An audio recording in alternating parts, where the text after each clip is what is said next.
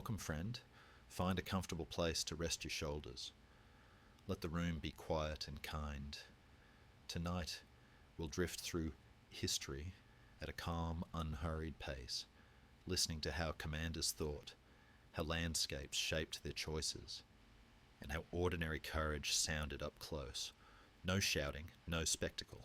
Oh, just steady footsteps across old fields, the hush of banners in night air, and the soft grammar of strategy, terrain, timing, supply, and nerve. You'll hear scenes painted in low light, ridgelines that kept secrets, rivers that chose sides, cities learning to breathe after siege.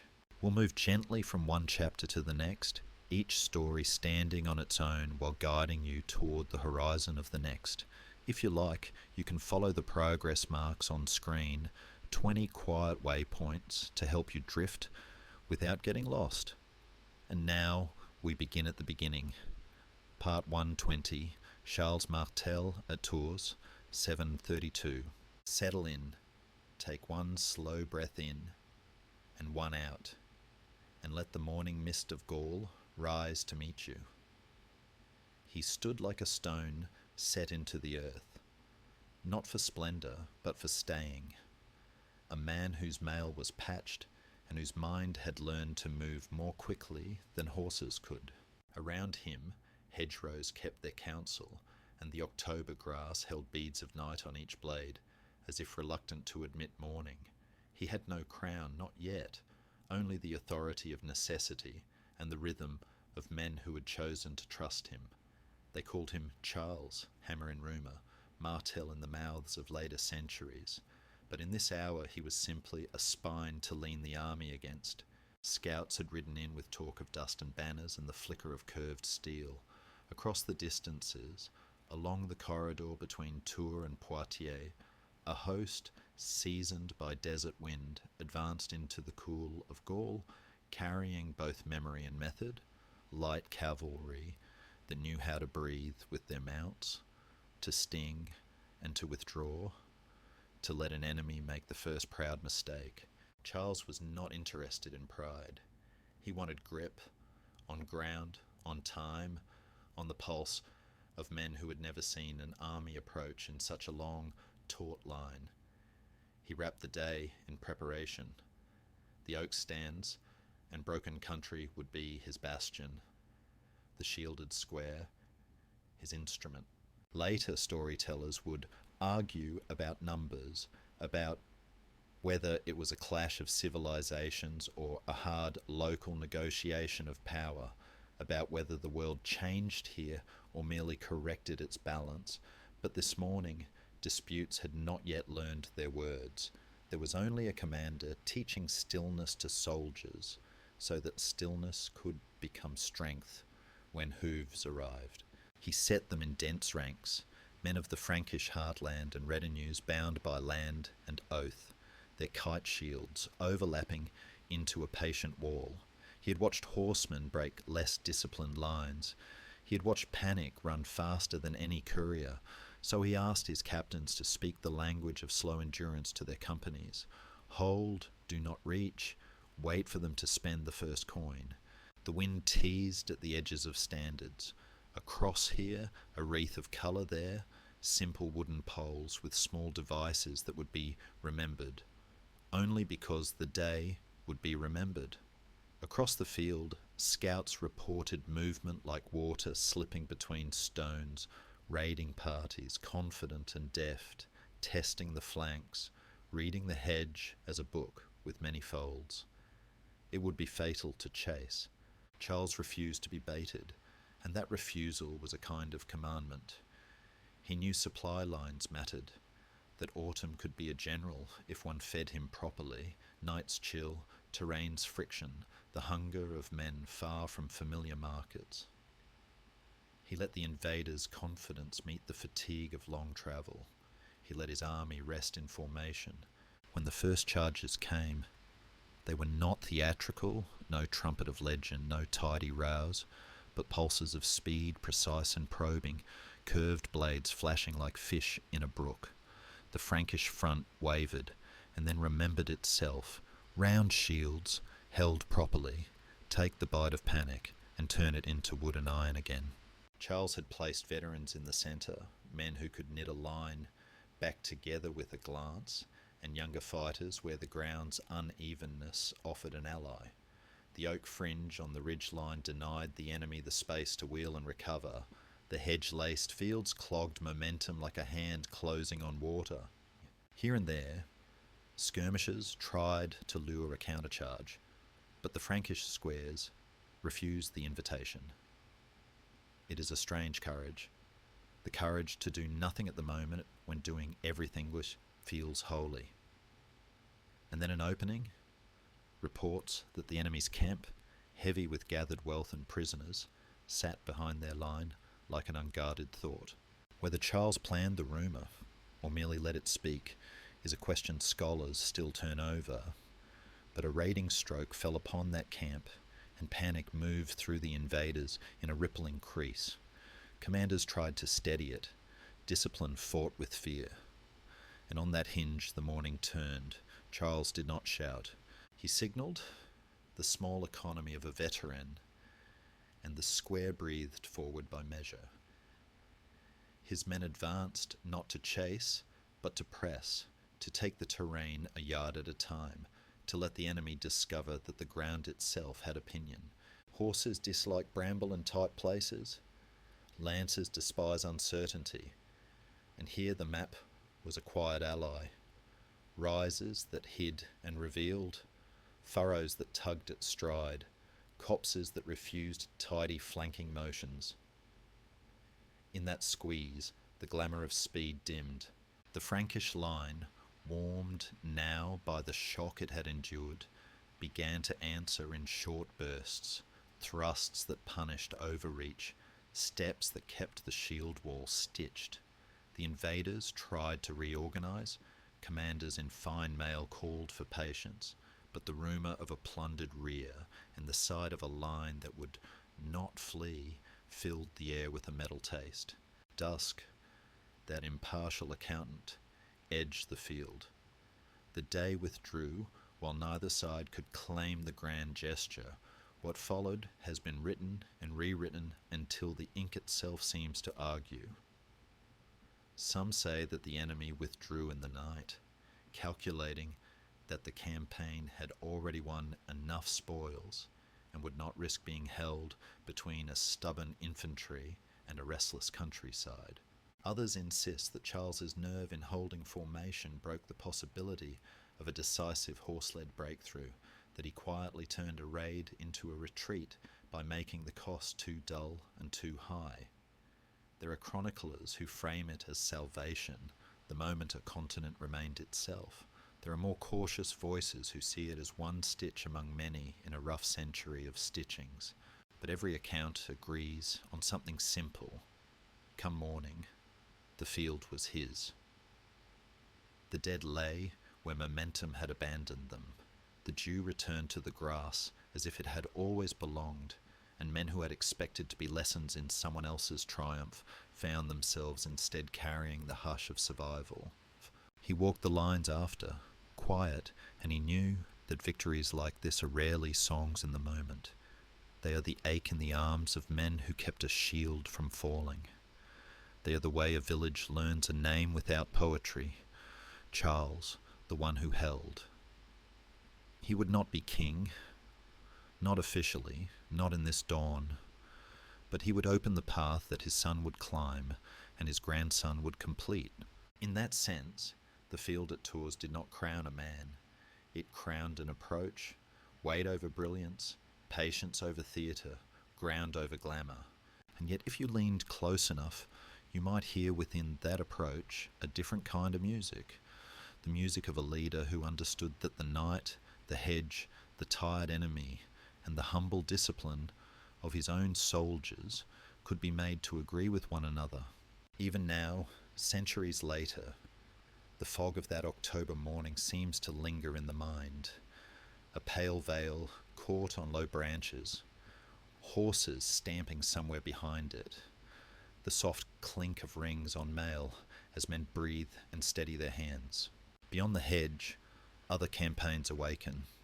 Emperors who will grind at borders for decades, fleets that will ride tight tides. But for this heartbeat, a man without a crown stands, with the sunrise at his back, and a continent inhales, as if the air has turned a degree warmer. Somewhere, quiet as a prayer, an acorn drops into the leaf litter, making its small promise to another future. Part 2, Basil 2 and the Long Road to Clydion, 1014. Take a slow breath. We're crossing into the Balkans, where ridgelines keep old secrets. He moved like a man who had made a pact with time, content to let years do what days could not, and in that patience the shape of an empire quietly hardened. They called him Basil, son of an uncertain beginning but master of deliberate endings, a figure with iron stitched into his habits, early marches, careful supply, an appetite for the unglamorous arithmetic of attrition. Before the passes, the air smelled of pine and wet stone. In the valleys, villagers folded themselves against the slopes as if to resist being counted. The war was not one battle, but a weather system, fronts advancing and retreating across decades, each season wearing at his adversary like a file on a stubborn hinge. Against him stood a people whose hills had tutored them in resistance, Bulgars who knew the trick of vanishing into the geography and then returning with the dark certainty of men fighting at their own doors.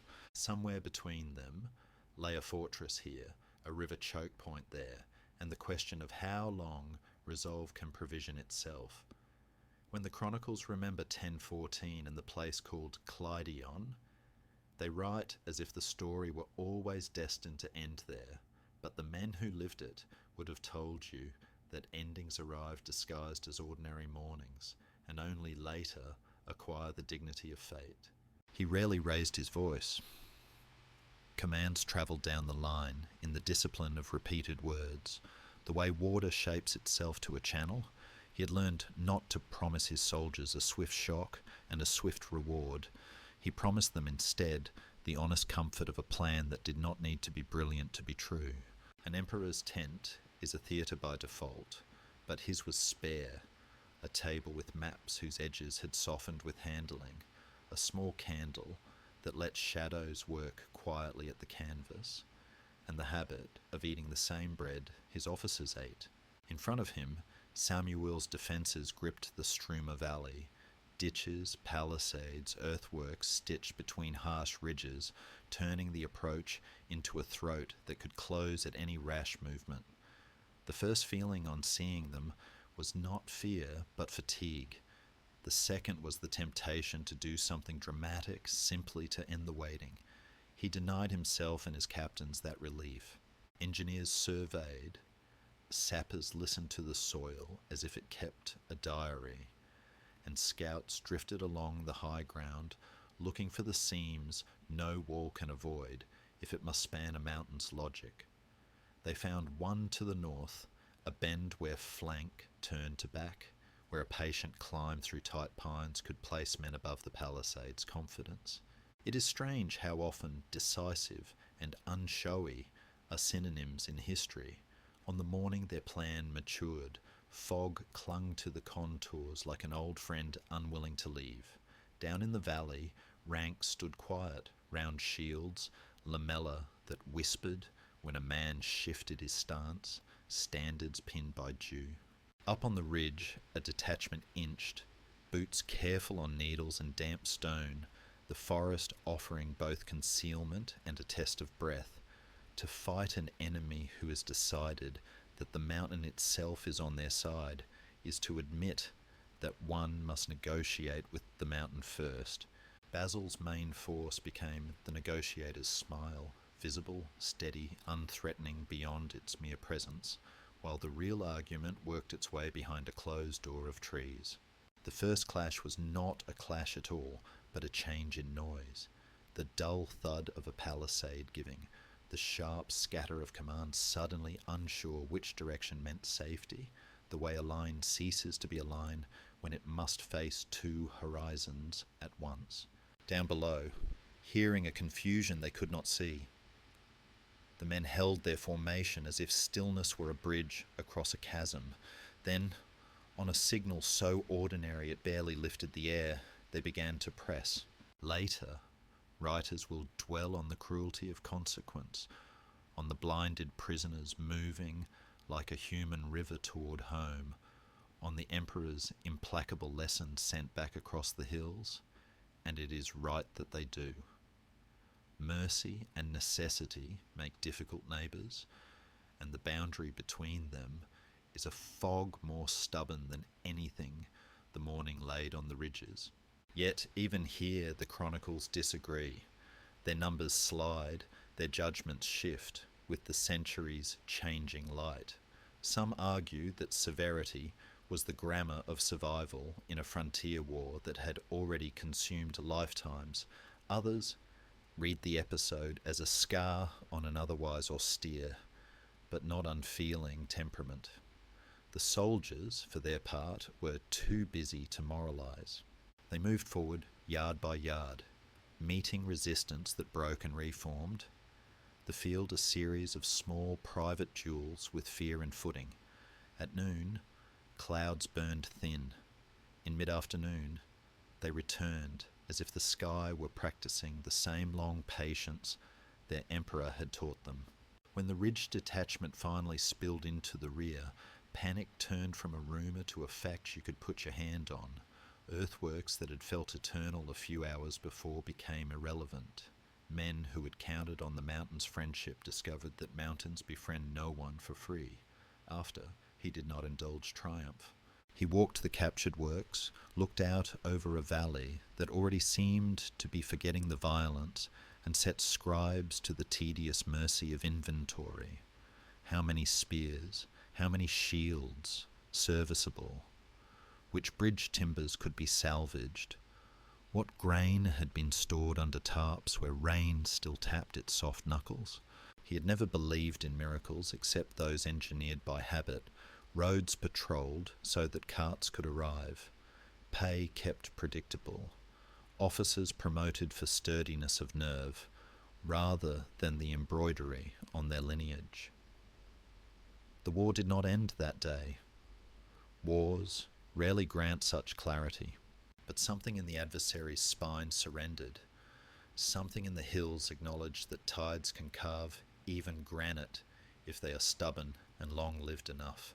In Constantinople, they would later stitch his name to a sobriquet that rang like tin to some ears and like a bell to others.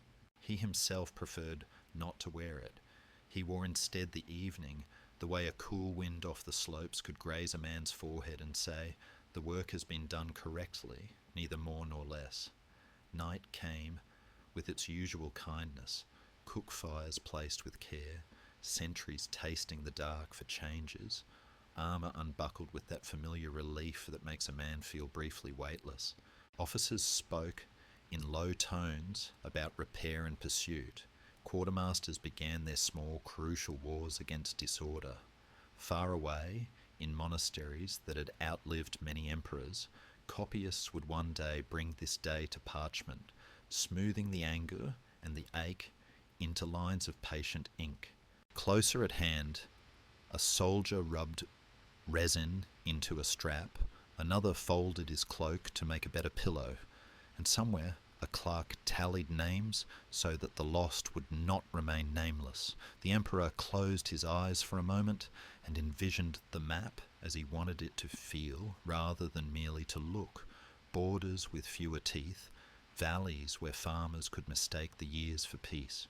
Perhaps that is the most ambitious thing a ruler can attempt, to make peace feel boring again, to change the weather so slowly that people forget it was ever otherwise. And then he opened his eyes, listened to the forest, that old partisan now content to be a witness, and let the thought pass like a breath across the coals. If you are listening with the room dim and your own day finally unshouldered, you might tell me where you were hearing this from and what time it is there, just a small thread between us in the quiet. And if this way of travelling through history gently has been good to you, you are welcome to subscribe to the entire history so we can keep each other company on future nights. For now, let the Balkans fade into silhouettes, let the fog loosen its grip and rise like a veil, and picture a road that curves onward through the pines, careful, steady, leading toward a horizon that refuses both haste and despair. Part 3, Alp Arslan at Manzikert, 1071. Settle your shoulders. We're entering a pale Anatolian noon where dust hangs like a quiet decision. He rode light, the way a man travels when he trusts the wind and the horse more than he trusts stone walls. The Seljuk banners were simple strokes of colour against the bleached hills, and beneath them moved a style of war that did not require spectacle. Curves instead of lines, questions instead of declarations, the patient grammar of feint and return. He was called Alp Arslan, the heroic lion, but the roar he preferred was timing. Ahead lay Manzikert, near the blue stillness of Lake Van, and beyond it, an empire old enough to be tired of proving itself. The Byzantine army under Romanos Diogenes had marched far to make the East behave again. It brought with it the weight of expectation, armoured confidence, and a council tent crowded with opinions. Scouts returned with conflicting weather reports, Turkmen clouds everywhere and nowhere, hooves that arrived and disappeared like thoughts you could not hold. A different commander might have rushed to fix the horizon in place. He let it breathe. The opening moves were a dialogue with empty space. Seljuk riders flicked arrows into the air as if testing the day's temper, then thinned away, then returned, drawing the Byzantine columns farther than comfort allowed. Camels groaned softly under bundles of spare bowstrings, water skins, and simple stubborn provisions. Grooms ran a hand along each mount's warm neck to count fatigue, the way quartermasters count grain. So a commander who fights with distance as his ally learns to treat hours as weapons. He lengthens them for his enemy until armour grows heavy inside the mind. The Byzantines pressed, then paused, then pressed again. Standards rising and falling like a breath that could not quite settle.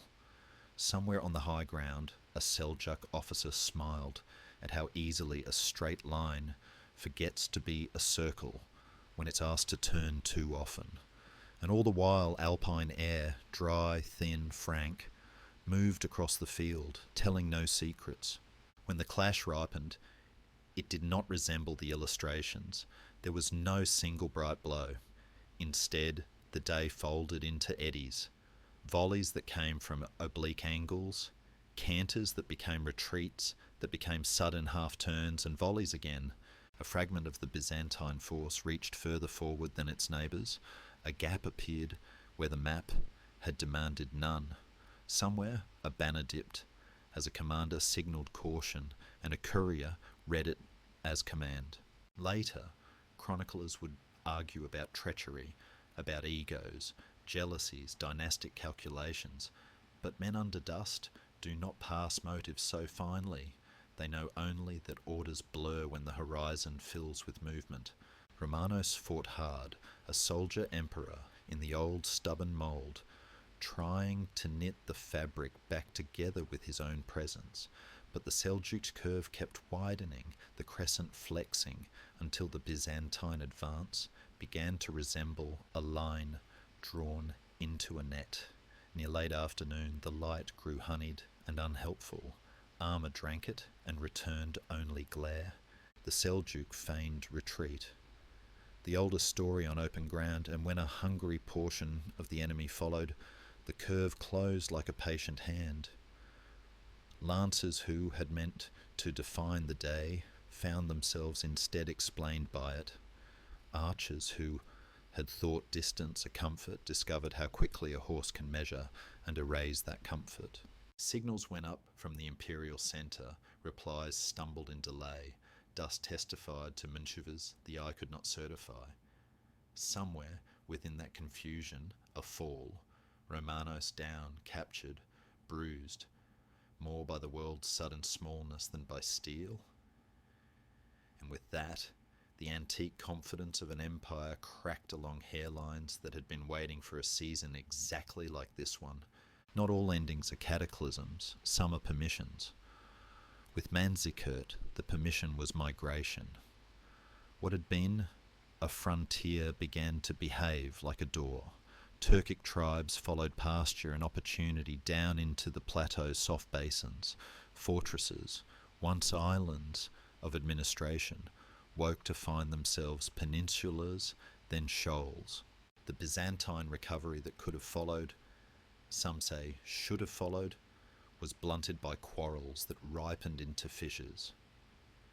In the cool hindsight of archives, scholars will remind us that one battle does not move a people as if they were a single flock, that fiscal policies, civil wars and earthquakes have as much to say as lances do.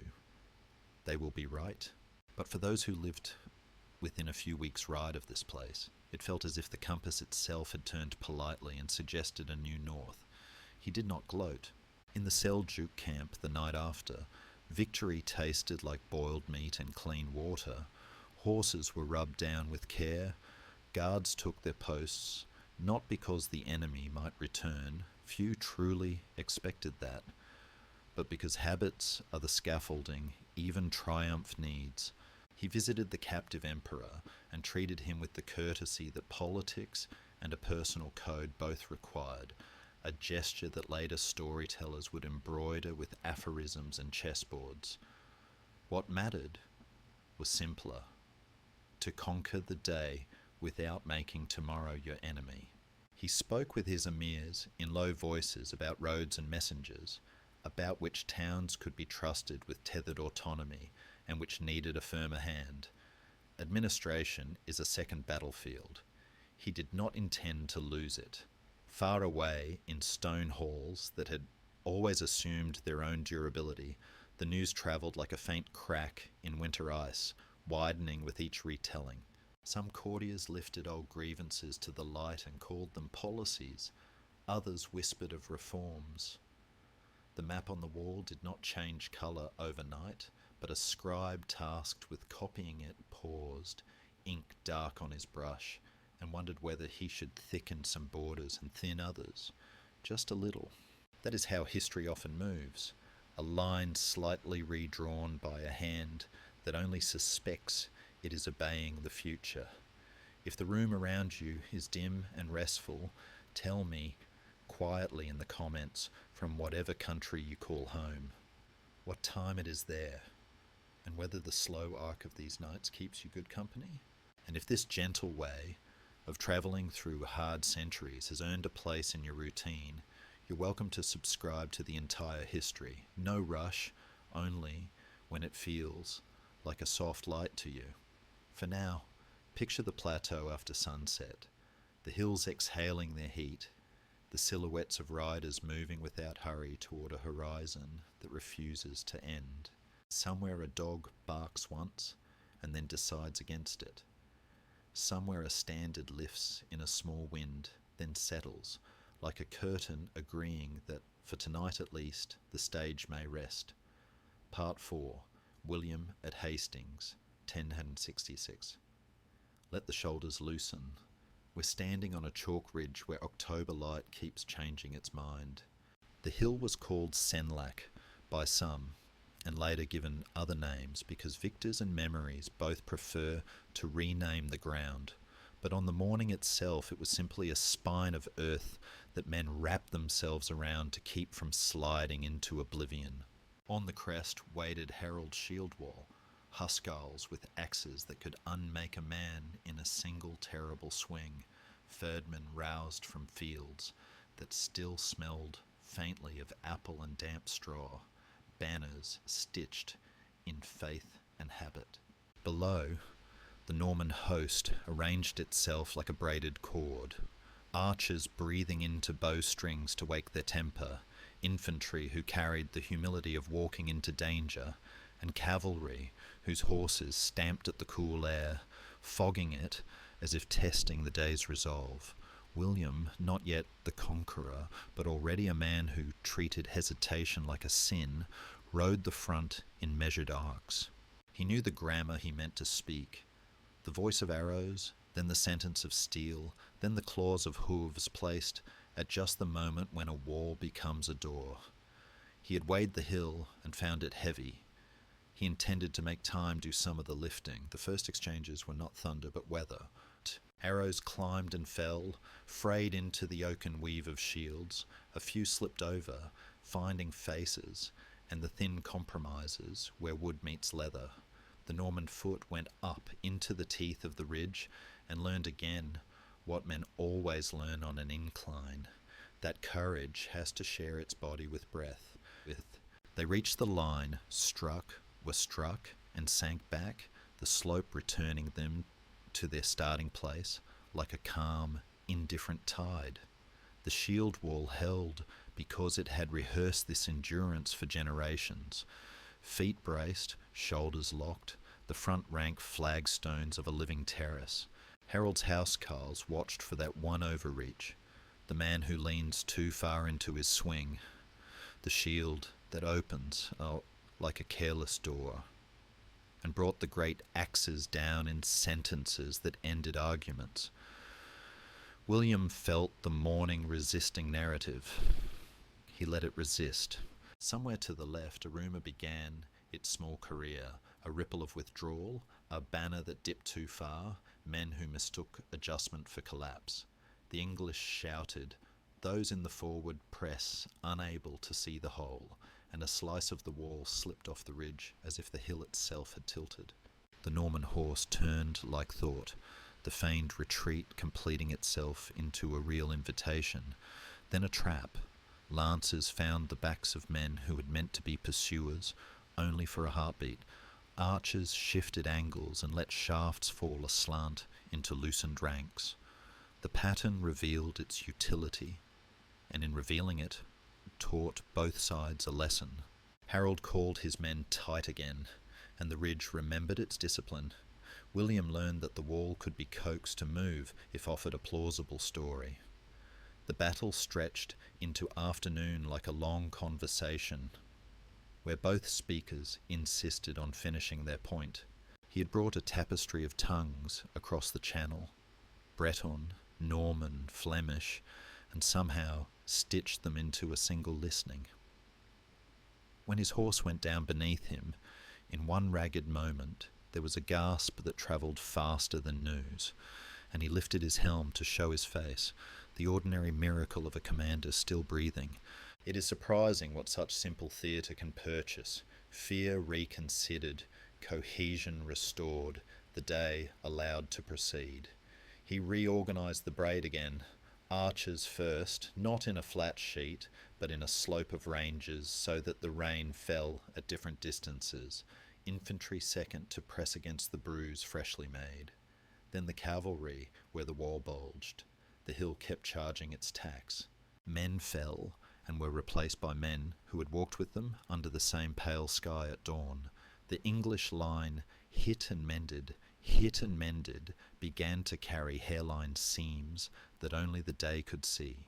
Elsewhere on the field, small biographies came and went, a standard bearer counting his breaths between arrow flights, a priest with a travel-worn cross whispering a litany that sounded suspiciously like a lullaby, a Breton boy whispering his mother's name, because victory and fear both make children of us. Harold stood under his dragon and the holy banner, eyes hungry for the next adjustment, the next small saving. Around him the axes still spoke, but the sentences grew shorter. Toward late light, whether by chance or grim arithmetic, arrows arced along a new path and found faces where shields had tilted, and a king's nearness to the front, heroic or mourning, became exposure. The stories diverge at the last inch. They always do. But they converge on this. The standard fell, and with it, the certainty that a war without its centre can be a war for long. William did not hurry his triumph. He let it accumulate, preferring a finish that could be counted rather than sung. The rout, when it came, was not universal. It was a fray unravelling from a single cut, then from two, then from many. He drew breath, drew lines, drew the future like a surveyor. Roads to London, oaths to be exacted with as little humiliation as could still be called firmness. The domesday that would turn fields and fisheries into a ledger so meticulous it could outlive memory. Conquest, he knew, collapses without administration. Administration withers without story. He would give England both, castles like punctuation marks, and a new tongue putting its roots down among the syllables already living there. The hill no longer mattered. The map did. If you're listening with the lights low and the room gentle around you, tell me quietly where you're joining from and what time your night has chosen. I read those threads like tiny stars on our map. And if this slow way of crossing hard ground helps you sleep a little easier, you're welcome to subscribe to the entire history so we can meet again in the hush between days without haste. For now, let the ridge fade back into chalk and shadow. Picture a banner folding itself like evening, a mailed hand loosening at last, horses walking without urgency toward water. The channel will be crossed again and again in the centuries to come, but tonight it lies smooth as beaten pewter under a sky that remembers everything and refuses to comment. Part 5, El Cid in Valencia, ca. 1094. Let the breath loosen. We're riding along a warm Iberian coast where citrus leaves shine like small mirrors to the sun. He came into legend by way of exile, which is to say he learned first how to live between doors that wouldn't open and gates that only opened a little. And in that in-between, he practiced the art of belonging wherever discipline and fairness were needed more than flags. They called him Rodrigo Diaz, campeador, the master of the field. Yet the field he mastered best was the one inside men who needed reasons not to break. In the years when Christian and Muslim courts in Iberia shared both borders and markets, when alliances bent with harvest and pride, he moved as a contractor of order, a sword for hire, who insisted that the writ he served include ordinary people, bakers counting flour, shepherds watching a slow ribbon of dust behind their flocks, traders whose coins learned every language before their owners did. Zaragoza first felt this steadying gravity. Later, Valencia did. He would fight under banners that disagreed with one another, and then he would require them to agree at least on the price of bread and the safety of wells. Perhaps it is this, not simply victories, that made his name drift so easily into story. The surprise of a warrior behaving like a patient mare when the helmets were stacked and the horses unsaddled. The road to Valencia was not a single stroke, but a skein of sieges and negotiations, letters sent with careful courtesy, truces measured in seasons, bright feints of force to remind stubborn men that courtesy had teeth. When the city finally yielded and he entered with the deliberate calm of someone who knows that the day after is more fragile than the day of, he put his weight on rules that felt older than any quarrel. Markets open and watched, taxes counted without bruise, worship left to its own cadence so that bells and calls to prayer could be neighbours without becoming arguments. He kept his hall as a place where complaints could come and be heard. He learned the names of men whose hands smelled of dye and leather. He punished theft with severity and rewarded steadiness the way a gardener waters.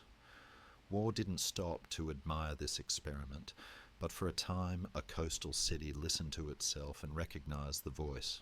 Of course, there were battles, hard ones near the river Turia where reeds whispered and arrows lifted out of them like startled birds, skirmishes on the dry shoulders of nearby hills, night alarms that pulled men up by the spine. His gift in the field was less ferocity than timing. He liked the shape of a patient line, the sudden pivot when the other side had begun to mistake stillness for fear, the firm press that denied an enemy the comfort of clean withdrawal. He did not decorate commands. He made them simple enough to survive dust, thirst, and the shock that turns language to chalk in the mouth. In the saddle, he wore practicality like another piece of armour. On the ground between fights, he walked the walls at dawn to watch how the city woke, noting where mortar crumbled and where rumour collected. The best captains, he used to say, listen more than they speak, and most of what they listen to is place. Around him, songs began to pile up, because people want patterns that hold them when days are too jagged. Some of those songs would later inflate him until he filled a theatre of exaggerations. Others would compress him into a clean parable of loyalty. The man in the middle kept writing receipts, settling quarrels, feeding horses before speeches. He had made his peace with the contradiction that a sword can create quiet if the hand that holds it prefers quiet to noise, and he had the peasants' respect for roofs that do not leak and for granaries that close properly. When enemies tested Valencia's resolve, they learned that the city had absorbed his temperament, stubborn without shouting, capable of tiring ambition into truce. He walked through the bazaar sometimes with only a few guards, recognizing that fear should be reserved for real dangers, not practiced as a daily habit. There is the darker seam too, the part every honest memory keeps. Friendships frayed when allegiances demanded new oaths. King Alfonso, who once sent him away with anger in his mouth, later tightened and loosened the tie again, and the hunger of winter does not pause for banners. Famine can undo what courage tries to secure. Drought can turn even the finest plan brittle.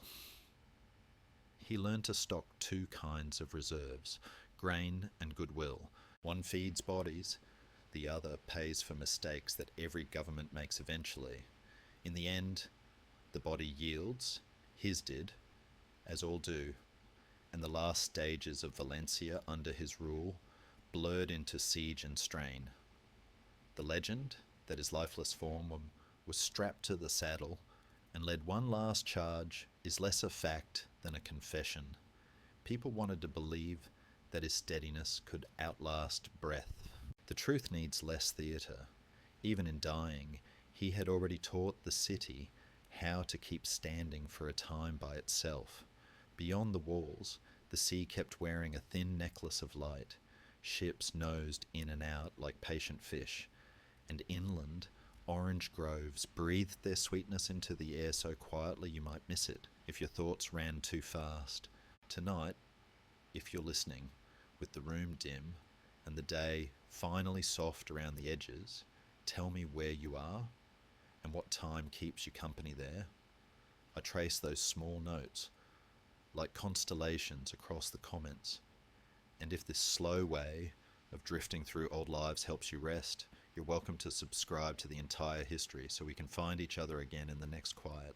For now, let the coast fall back into its own breathing, a line of dark against a gentler dark, and imagine a rider turning once more along the walls at dusk, not to conquer, not to boast, but simply to make sure the lamps are lit and the night will be kind.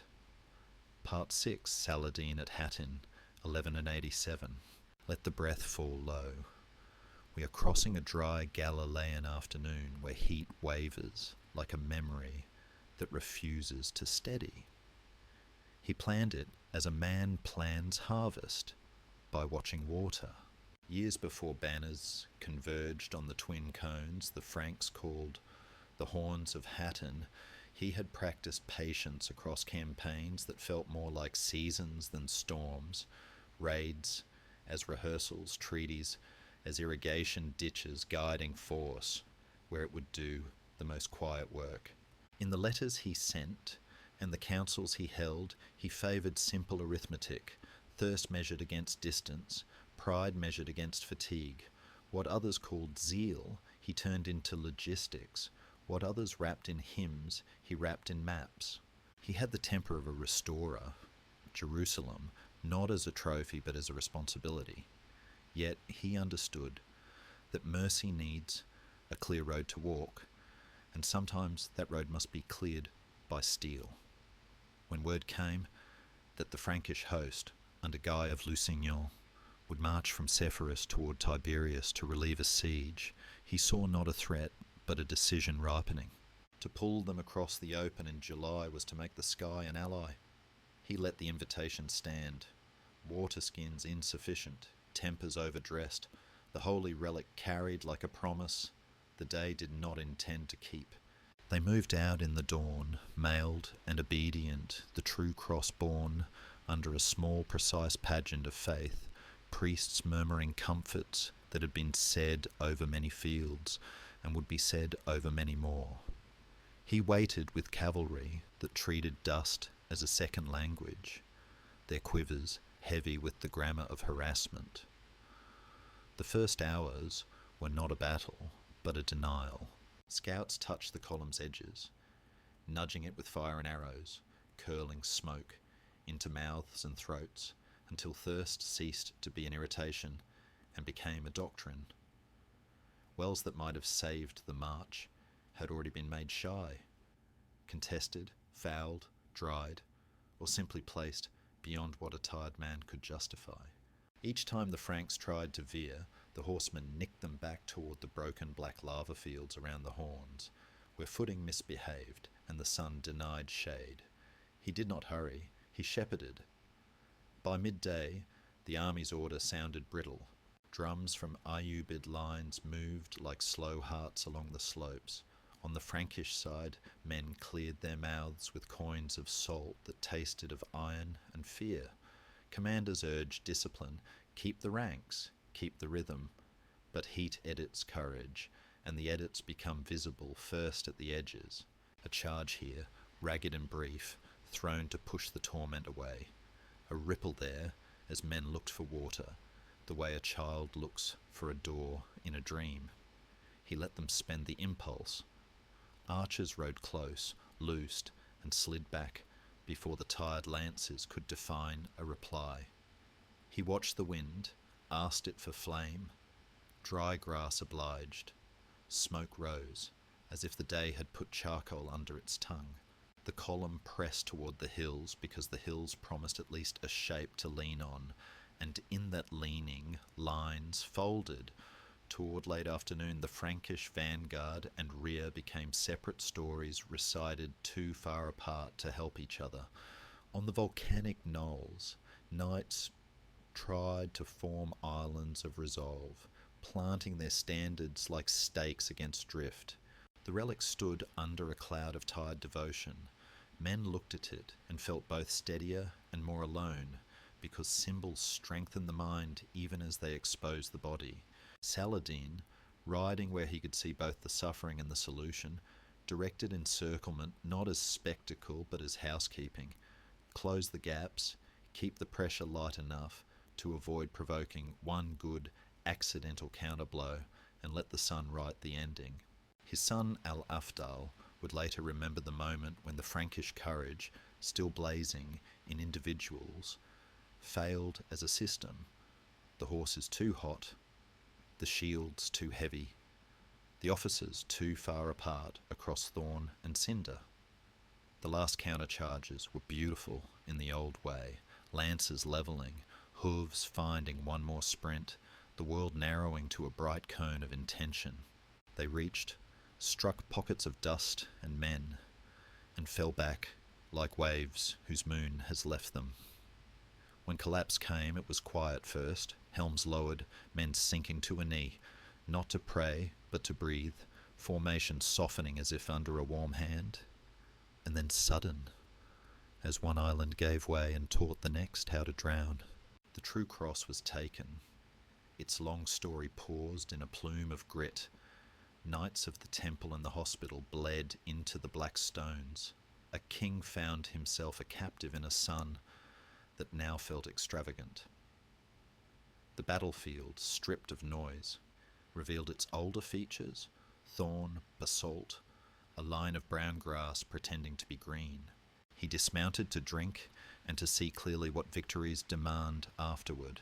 His officers brought prisoners. Some he treated with the cool grammar of policy, some with courtesy that served both God and reputation, and some men he judged professional tormentors of the poor, with the severity the chronicles would remember in bright strokes. Mercy is often a craft practiced along a fine seam of fear. He practiced it as one who expected to live with tomorrow's consciences as well as today's relief. The news travelled ahead of him like shade. Towns that had imagined themselves safe because they were tired discovered that tiredness is not a shield.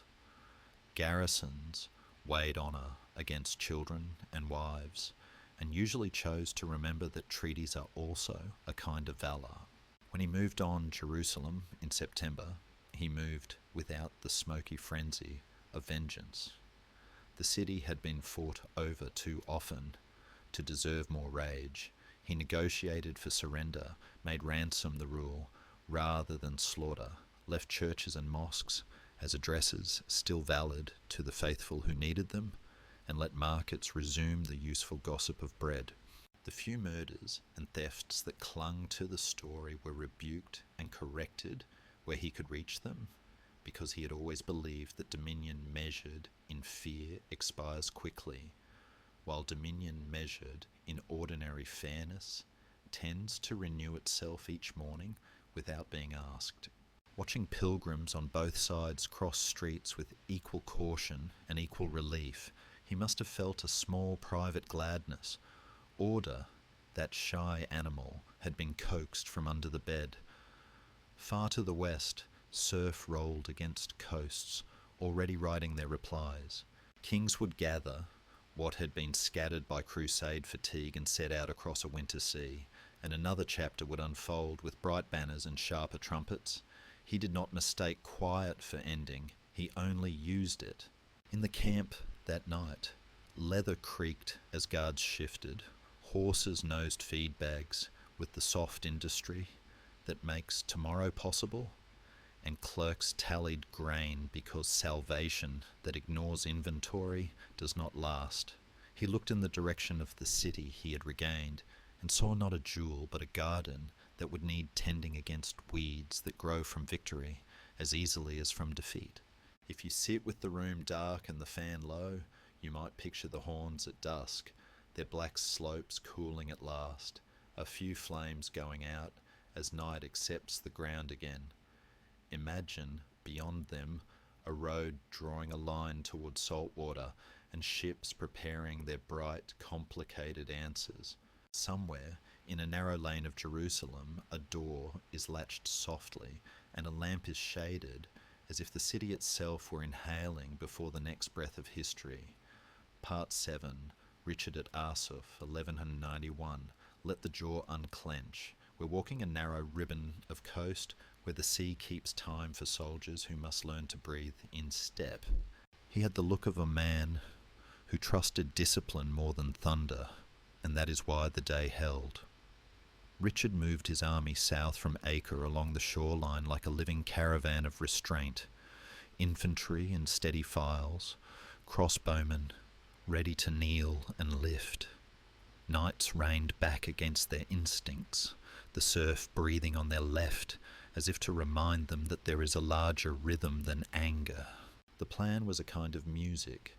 Keep the baggage and the wounded shielded by foot and bow. Let the cavalry be promise rather than noise, and refuse the provocation of 1,000 swift cuts. Saladin had filled the inland scrub with horse archers, who understood harassment with an almost tender expertise.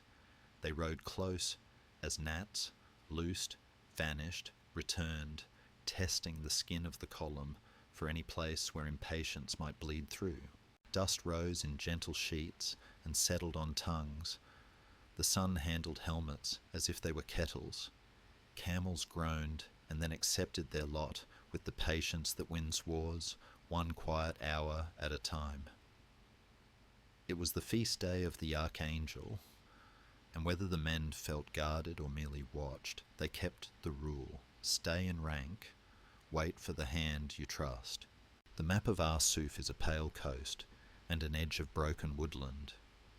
In that in-between, the army marched as if threading a narrow eye, and every few hundred paces the air rang with the slow click of windlasses as Genoese and Pisan crossbowmen cranked their bows to life. The bolts they sent did not intoxicate like the long arcs of English yew. They were workmanlike, heavy, immediate, punishing at short reach, the perfect answer to riders who believed that speed was a charm against consequence. Richard fed that rhythm with a miser's care. Volleys layered, infantry shields pooled into pockets where the storm could spend itself. Small counter-pulses of knights sent just far enough to scythe a gap and then return before the net could gather.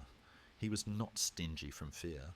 He was stingy the way a farmer is with seed he intends to see again as harvest.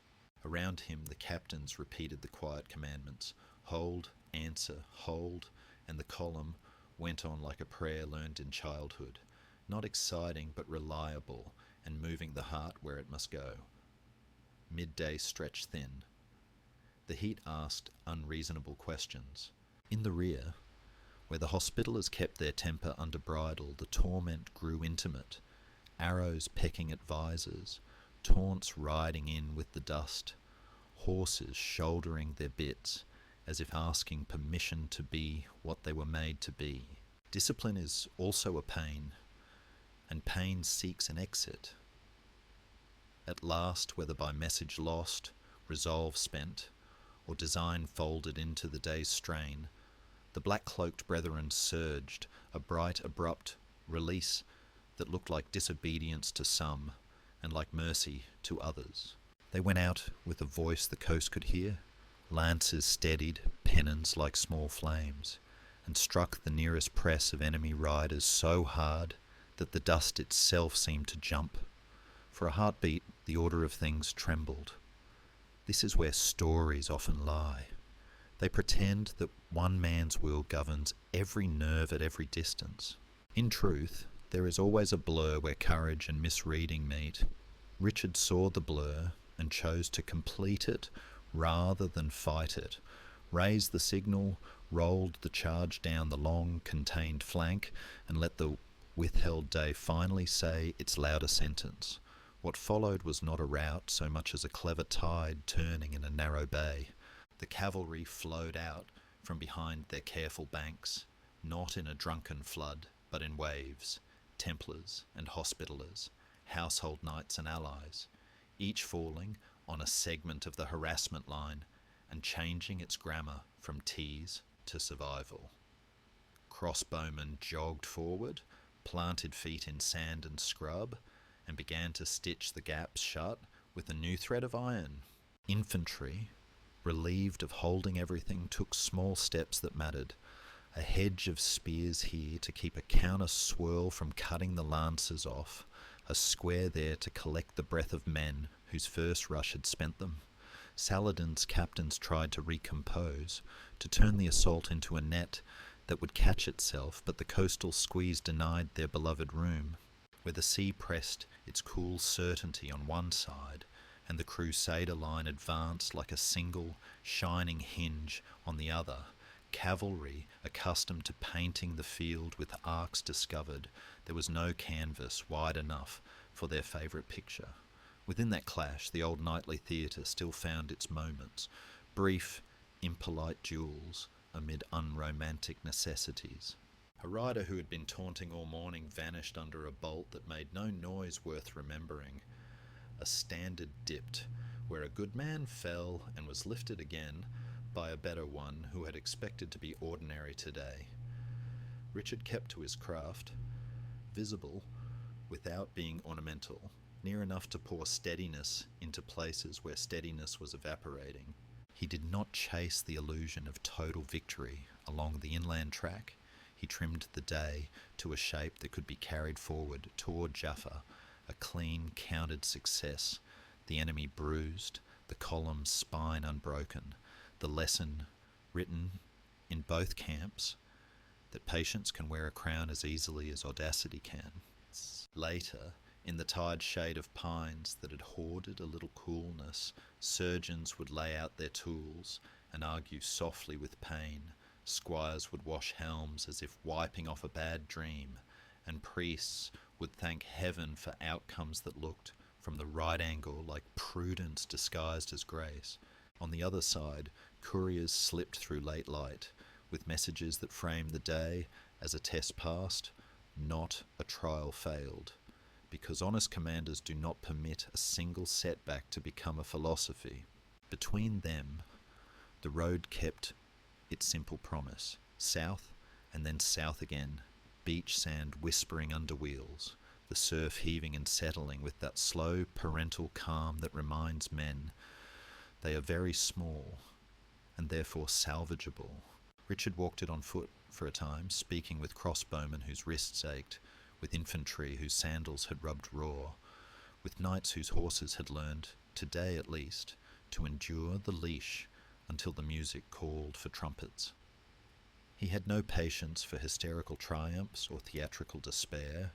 He counted arrows left, grain left, hearts left. A commander's ledger is not poetry, but sometimes it is the only poem that keeps a city from falling tomorrow. As evening came on, the wind reversed and smelled faintly of salt and fennel. Fires pricked the beach in neat lines. Somewhere a jongleur tried a song and found the men only wished for quiet, so he let the song become a hum and then a silence. The stars arrived in their careful order, indifferent to banners and victories. The sea answered them with a silver edge that made even torn shields look mended for a moment. Far ahead lay negotiations, sieges, and the stern arithmetic of goals that cannot all be met.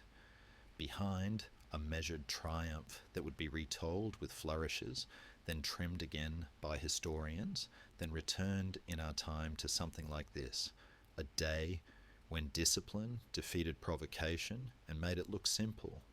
Sleep finds armies more easily after such days. If you listen closely to the hush between the waves, you might hear another shore beginning to speak. A different water, a strait where tides run like minds changing, banners painted with white fans and red suns, oars knocking softly at night. But that is for another path, another horizon. For now, let the coast of Asa fade into a single line of dark, the kind that steadies the eyes, and let the armor cool until it remembers how light a body can feel without it. Part 8. Minamoto no Yoshitsune at Dan no Ura, 1185. Breathe slowly. A narrow strait opens where tides speak a language older than banners. Morning came cold and bright over the Shimonoseki Strait, a corridor of water braided with currents that changed their mind twice a day and paid no attention to human vows. On one side, the Taira, sea-born now by necessity, nobles turned mariners, their red lacquered armour gleaming like small hearths in the sun. On the other, the Minamoto, white pennons flicking like gulls, lighter hulls, crews that had learned to listen to the tide before they listened to pride. At the centre of the floating city rode a ship that was not permitted to be merely wood. Beneath its canopy of brocade sat the child emperor Antoku, attended by women whose sleeves trembled as if the fabric already knew a sorrow it could not put into words. The three divine tokens, imperial regalia, were said to be aboard, and whether every chronicler agrees on which survived the day hardly matters to the feeling that they bestowed, the sense that the water itself would be asked to judge a realm. Yoshitsune studied the morning like a tactician reading a poem, accepting that some lines must be obeyed and some can be turned. He had a talent for speed without haste, for decisions that felt like remembering rather than invention. The flood tide favoured the Taira first, shouldering them east to west, as if the strait had decided to escort them, their arches loosed from a distance they preferred, and for a while the world looked as their captains wished, distance preserved, dignity intact, the enemy obliged to row uphill against an invisible slope. But tides do not swear loyalty. He kept his ships loosely ordered, lanes open to let oars bite clean water, messenger boats slipping like minnows through the line. The signal moved, lower masts to reduce windage, draw nearer without committing boarding hooks, make the fight a matter of men rather than myth. At a nod, Minamoto bowmen shifted aim from proud figures on the upper decks to the oarsmen below, where the battle's breath actually lived. Oars fell, rhythm faltered, and hulls that had seemed like statements became questions. Somewhere among the arrows and the cries, a different current entered the day. Taguchi Shigeyoshi, a Taira ally with too many debts to pay and too many futures to protect, turned his pledge inside out and made a signal that meant betrayal in any age, pointing out the imperial vessel, opening a seam in morale that tactics alone could not have cut. Doubt is an assassin no guard can intercept. Yoshitsune pressed with a precision that felt almost gentle. A wing of ships slid to close the space between courage and fear, grapnels arced, and the clean geometry of long-range archery collapsed into the rough grammar of men contending at arm's length. Meanwhile the tide shifted, imperceptible, then decisive, its shoulder now placed behind the Minamoto line. The strait itself changed sides, and ships that had been borne towards safety found themselves remapped toward trap. In that narrowing, the old courtly theatre flickered beside raw necessity. Drums and flutes strove to sustain forms older than catastrophe. Helms flashed. Commands were shouted in voices that had once recited poetry by lamplight. But water steals poise. When the Minamoto men clambered across, light armour and quick feet favoured them. They were accustomed to the narrow stage of a deck, used to thinking with their knees as well as their eyes. The Taira fought with the exquisite desperation of those who know that defeat is not a word but a place, and that the place has no roads back out. Arrows ran out. Blades nicked down into wood. Rigging fell like severed thoughts. A noble lifted a standard and found only splinters for a mast. Somewhere, a rower, the anonymous heart of a fleet, kept one oar moving as if diligent rhythm could contradict geology. The costliest decision of the day was not martial. When flight became shame and capture a door unthinkable to step through, attendants gathered around the young sovereign with a tenderness too large for the deck that held it. The Empress Dowager, grandmother and guardian, chose the sea not as escape but as punctuation, an ending she believed more faithful than any treaty could be. Accounts differ in detail, how the child was soothed, what words he last heard, whether the wind sounded like a distant flute, but all agree that the water closed as softly as a sleeve. The regalia descended with them, or did not. Later writers argue. Tradition insists the sword Kusanagi was lost to the deep. The jewel, many say, was recovered. The mirror's story grows nuanced depending on which monastery's manuscript you trust. These debates are the conscience of memory, each version trying to thread honor through an afternoon that would not provide enough of it. Yoshitsune did not savour the moment. Victory sat beside grief like an older brother who cannot comfort. He signalled restraint where restraint could still be taught to men who had spent the morning being taught only how to close. Prisoners were taken. A few were permitted to sink with their houses of rank. Others were hauled ashore to learn the weary legalities that follow civil war. On the decks, Minamoto soldiers wiped blood and brine from their hands with the same motion sailors use to wring out nets, as if labour could make a day ordinary by pure insistence. He walked the planks, light as ever, looking from rigging to current to shore, the surveyor's gaze that had made him dangerous long before bards made him beautiful. He knew that triumph is a hinge, not a throne. In Kyoto, victory would mean politics, the careful cruelty of reward and suspicion. In the provinces, it would mean taxes that convinced villagers peace had returned even if peace needed a guard. The Heike Monogatari would later paint the Taira's fall with bells and blossoms and the aching inevitability of impermanence, a Buddhist kindness laid over steel. Historians, more patient and less merciful, would remind us that logistics, defectors, and a narrow straits machinery of water mattered as much as destiny. Between those voices stands the figure of Yoshitsuna himself, who would soon discover that talent on the battlefield is rarely a language court factions understand or forgive. The currents that carried him to Dan no Ura would, in quieter corridors, begin to run the other way.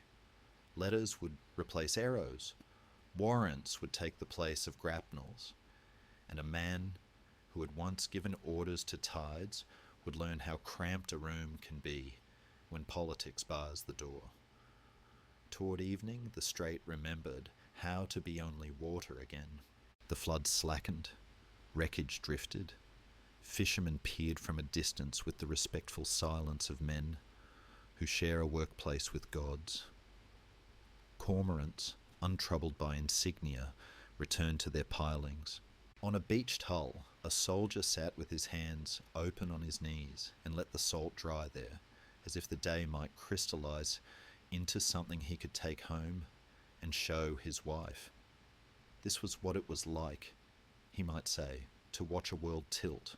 The sun slid down its clean track behind western hills. Lanterns were raised on both banks.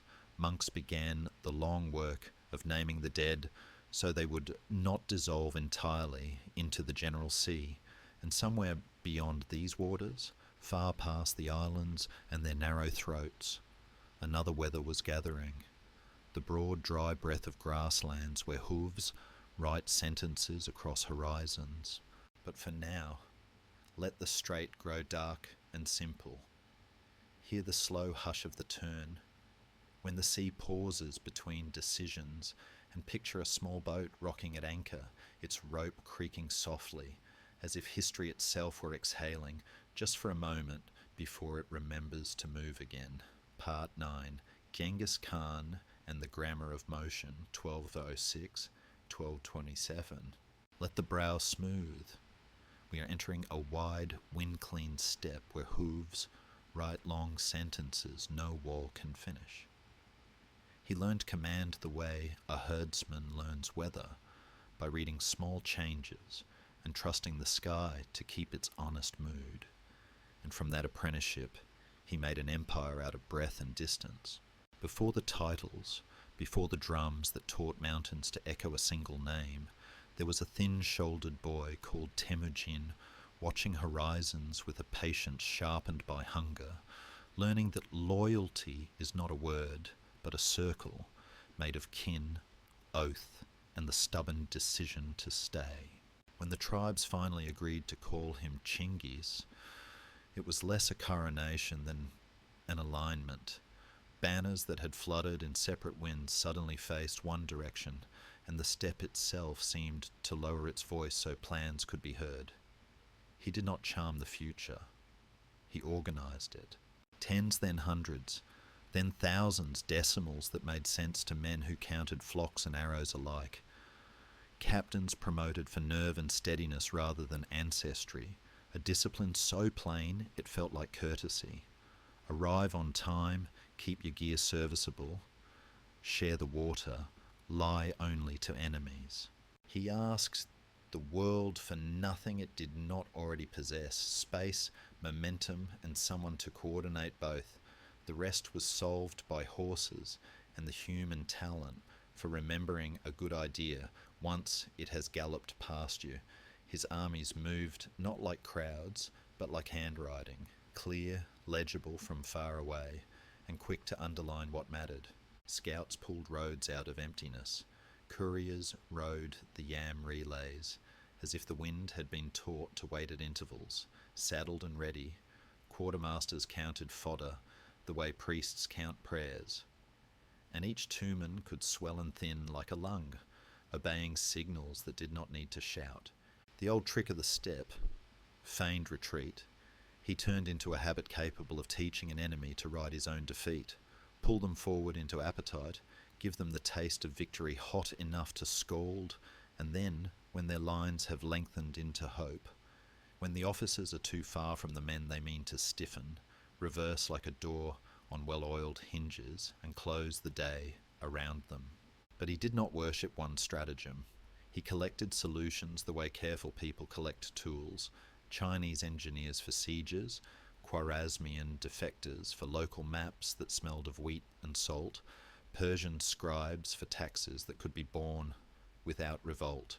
In front of a wall his horse could not jump. He did not pout. He summoned artisans of powder and pulley, earth ramp and catapult, and let technique argue the case.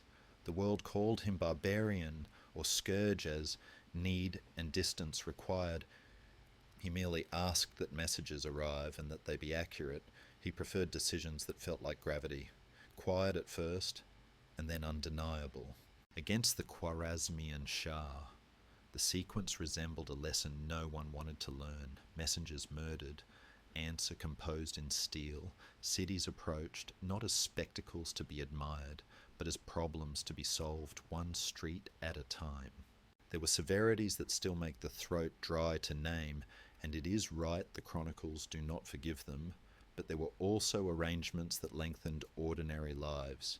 Caravan routes kept lucid, markets taxed instead of harried, governors told plainly what behaviour would be rewarded and what would be visited with the kind of justice that does not bother to introduce itself. He believed in oaths kept and signals obeyed, in the small economies that rescue great endeavours from collapse, grain stored in the right valleys, herds moved with the seasons, surgeons allowed to practice their dull miracles. When men asked him what law they served, he answered with a garment of rules and sayings stitched together in memory's needle. Some call it the yasa, and debate it as exact seems, but the cloth itself was simple. Theft and desertion are rot, lies and disobedience are rot. Merit is wheat, order is water, and every commander must live as plainly as he expects his soldiers to live, or else sooner or later the horses will decide to go elsewhere. He navigated the politics of worship like a traveller who knows that every hearth has its own way of thanking the fire. Shamans spoke on the steppe. Nestorians and Buddhists, Muslims and Confucian literati kept their calendars unbroken in the cities. He asked of faiths what he asked of clans. No feuding in the corridors where grain is counted. No knives in the shadows where messages must pass. When the campaign demanded ferocity, he did not hire poets to soften it. When settlement demanded leniency, he did not let yesterday's anger write today's tax code. At night he read maps by lamplight, but more often he read men, what they could shoulder, what frightened them enough to make them brave, what would allow a tired company to take one more hill without learning to hate the world that asked it of them. He knew that speed forgives many sins, that good intelligence forgives even more, and that victory which refuses to grow into administration is only a bright accident. So he put down posts along the arteries of empire, let silver and silk begin their measured conversation again, replaced swagger with schedules, and taught officials to hear the hoofbeat hidden inside every policy. The steppe has a way of preserving certain silences. Even now, if you stand on a ridge where the grass lifts like fur on the wind's back, you might hear how operational art can sound like weather. Fronts forming, pressure falling, plans arriving as lines of low cloud that know exactly when to rain. His genius was never mystical in the places it mattered most. It was domestic, tents pitched where water would not sulk, meat dried against a winter no one intended to negotiate with, spare bowstrings coiled in waxed leather, remounts kept a little fat so battle could spend them without shame. In that simplicity lay the sorcery later ages tried to attribute to demons or destiny. His borders were not fences, they were trajectories. His capital was wherever decisions were made crisp and delivered on time. And when death came, on a road whose dust kept its own counsel, the momentum he had arranged continued for a while, like a great wheel that has learned its path so well, it forgets the hand that first pushed. There are darker threads no embroidery should hide, cities that did not surrender and were made into warnings, terror used as a courier to run ahead of the army and soften gates, rivers briefly thick with what rivers are not meant to carry.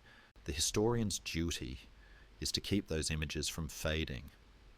The sleeper's duty, perhaps, is only to understand that human beings are weather too, capable of kindness that travels as relief and capable of storms that flatten even the best-built barns.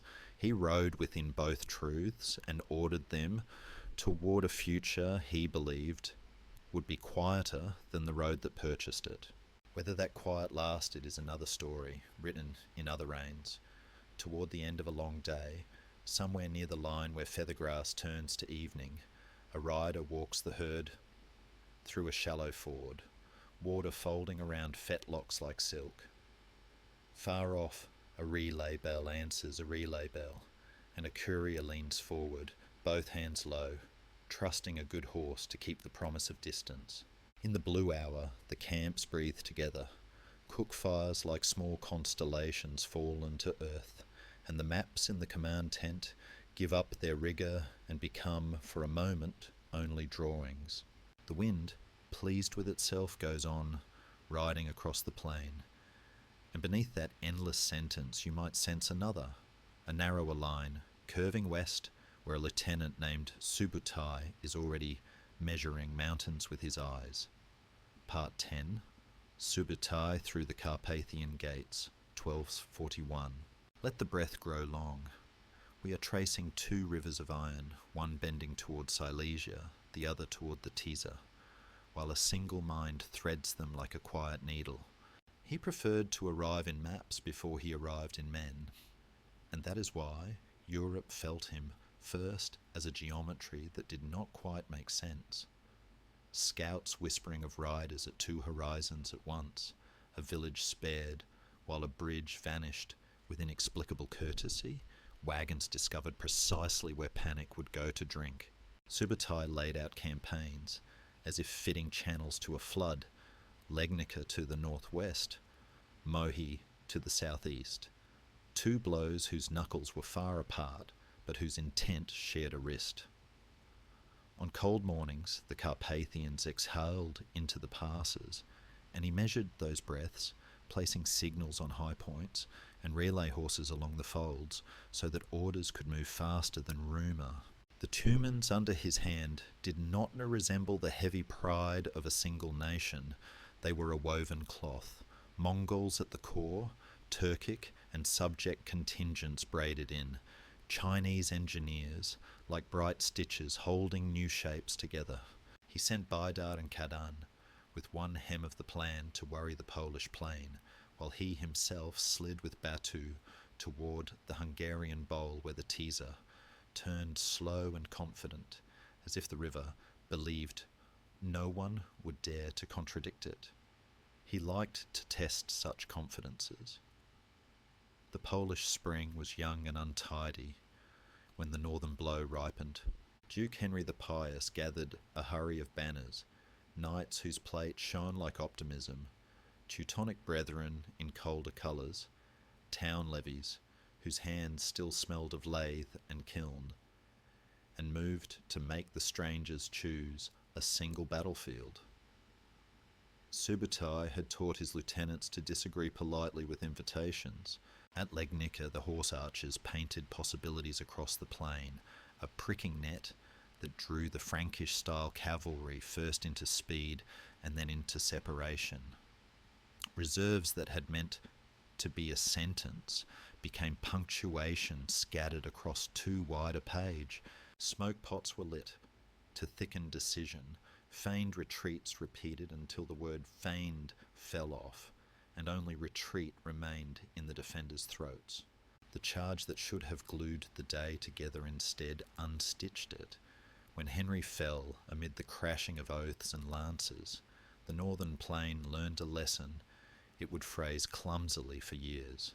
That courage, which does not listen to ground and timing, is a noble waste.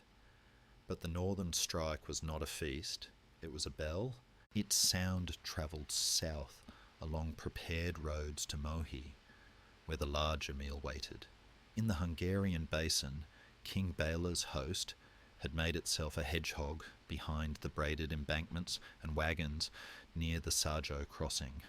A sensible camp, topped with the confidence of a people used to answering problems with armoured declarations. Subutai studied the river and found it agreeable. A bridge for bait, marsh for seasoning, night for sauce.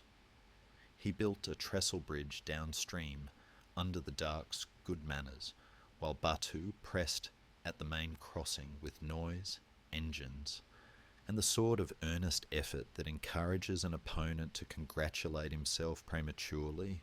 When the Hungarian commanders judged the battering a failure and let their shoulders lower into evening, Subutai's new bridge finished its sentence. Before dawn, the southern tumans spilled across the quiet water like ink, forming not a line but a crescent that began to discover the camp seams. Meanwhile, Batu renewed the loud conversation at the front. The defenders, forced awake into the narrow grammar of alarm, found themselves addressed in two tenses at once. The day broke, and then broke again. Inside the tangle of wagons, the air turned to splinters and grit. Catapults thunked their patient syllables. Arrows fell with the soft insistence of a bad rain. Each time a Hungarian sortie surged, it met a give that was not surrender but proportion. Each time it tired and turned, light cavalry drew it a little farther from the place where orders could still find it by voice. Somewhere a gap opened, the way tired wood opens under a second nearly gentle push. Subutai did not rush the discovery.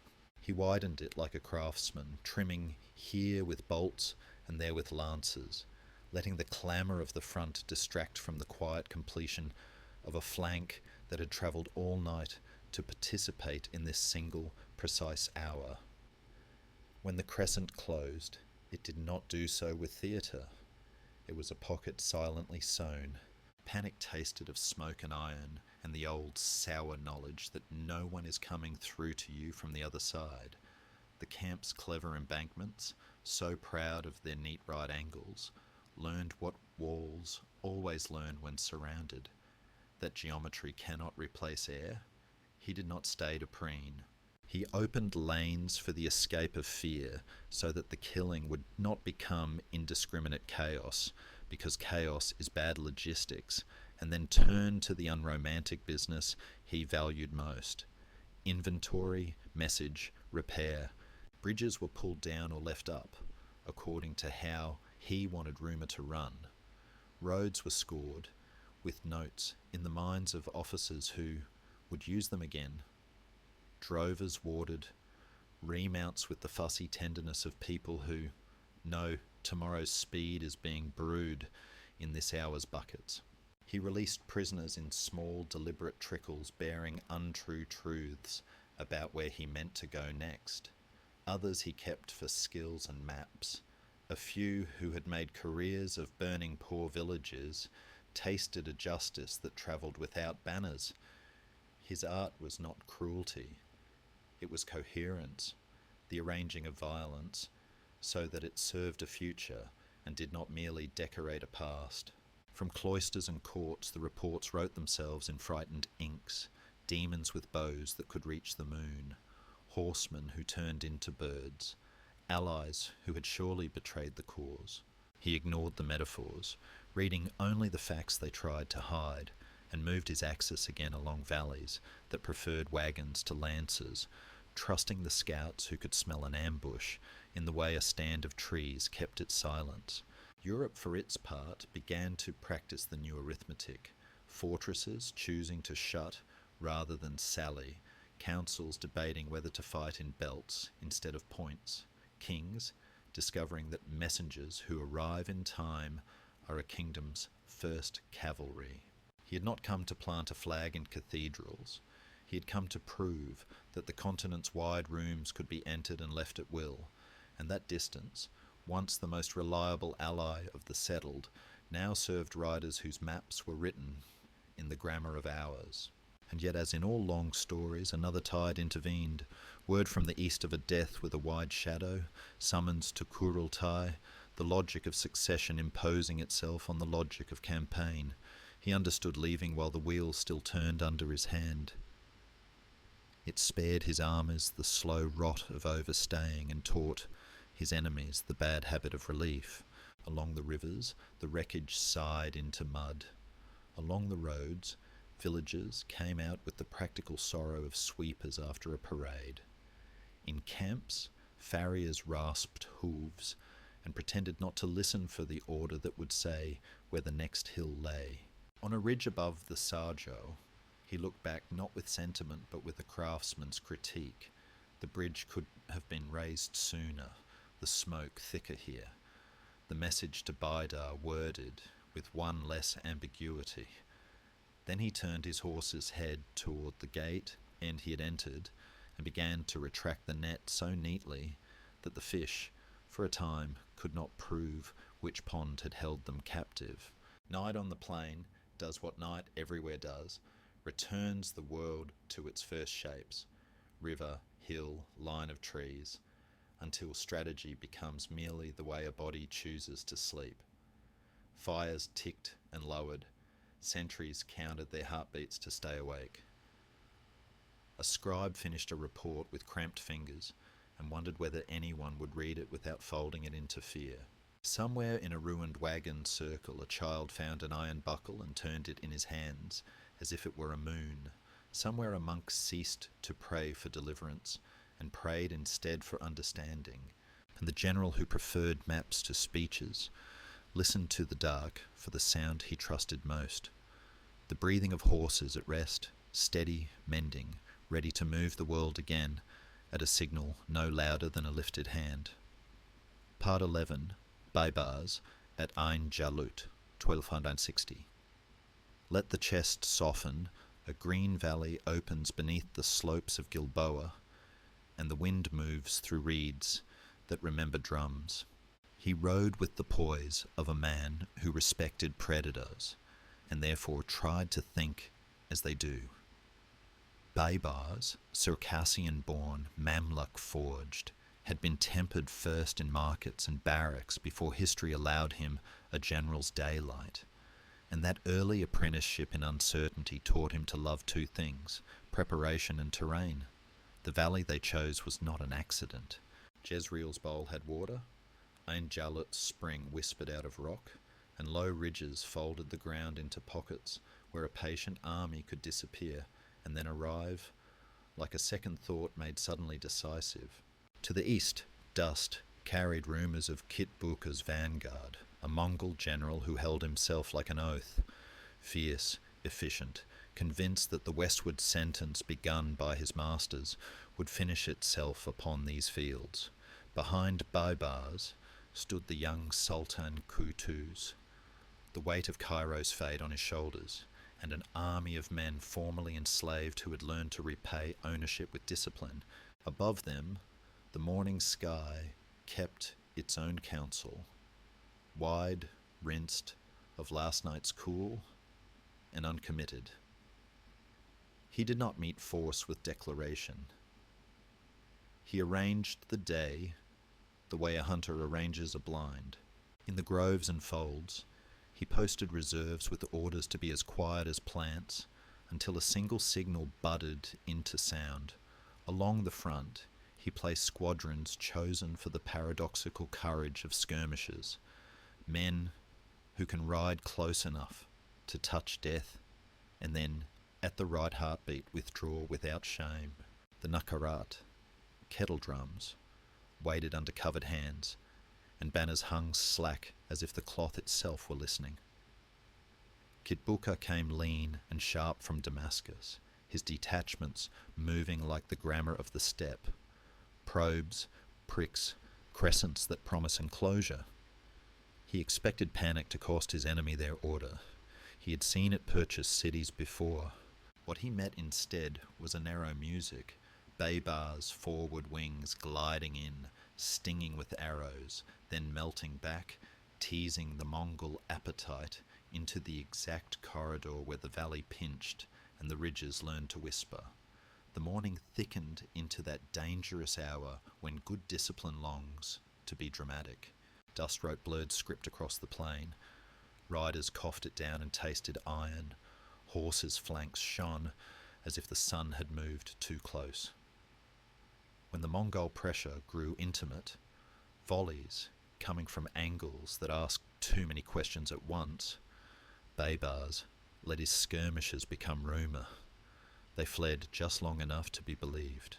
Kitbuka pressed, certain he had felt the hinge of collapse under his hand, and the chase compressed the distance between his best lancers and the green mouth of the trap.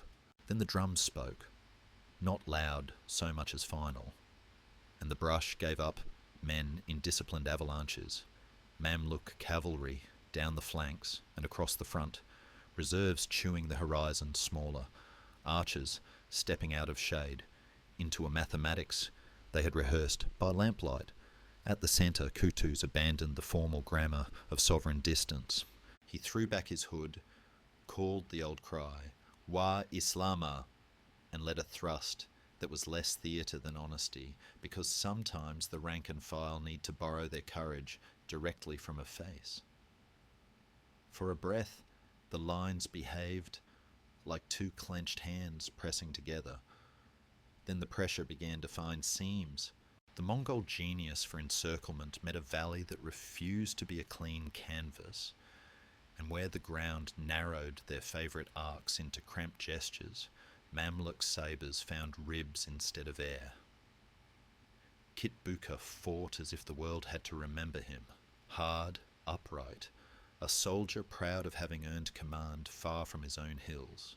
He was taken, defiant still, and the story of his death would divide in the telling, some versions stern, others pitying, but the field itself had no preference. In the hush that followed, dust settled on both victors and prisoners without taking sides. If you listen to some chroniclers, this is where destiny turned its face, and the West learned to breathe again. Others, quieter, remind us that the thunder from the east had already thinned. Hulagu, recalled by a death on the far steppe. Detachments peeled away to feed succession's appetite, so that the blow at Ain Jalut landed on a fist not fully clenched. Both truths can live in one afternoon. Baybars had not defeated a legend. He had defeated a very real corps with the tools he understood best. Scouting that made rumour unnecessary, concealment that treated patience as a weapon, and timing that spoke in complete sentences. He did not mistake victory for permanence. He tightened his girths and counted grain. After the clash, mercy and severity negotiated the evening together. Some captives were gathered for ransom and exchange, because policy has its own scripture. Others, men whose profession had been the ruin of the defenceless, met a quick arithmetic. The spring ran cold through reeds, where frightened birds peered out, and then, finding that the world had resumed its ordinary size, went back to their business. Quartermasters drew lots for the unglamorous spoils, sound tack, unbroken bows, iron that could be rebent into nails and hinges, A clerk sat on a saddle turned upside down and wrote a list with hands that still shook from the drums, and a surgeon washed dark blades in clean water. Making of each life saved a kind of quiet argument against the day's necessary hardness. The larger work began at once, as it always must after a triumph that wants to last. Baybars thought in roads. He saw that a victory unstitched by bad messages and worse taxes is only a pleasing accident. So he began to sow. Fortresses on the coast, Acre later, and others in their time would learn to fear him, but so would disorder. Caravan routes would find again their old verbs, to pass, to return, to trade.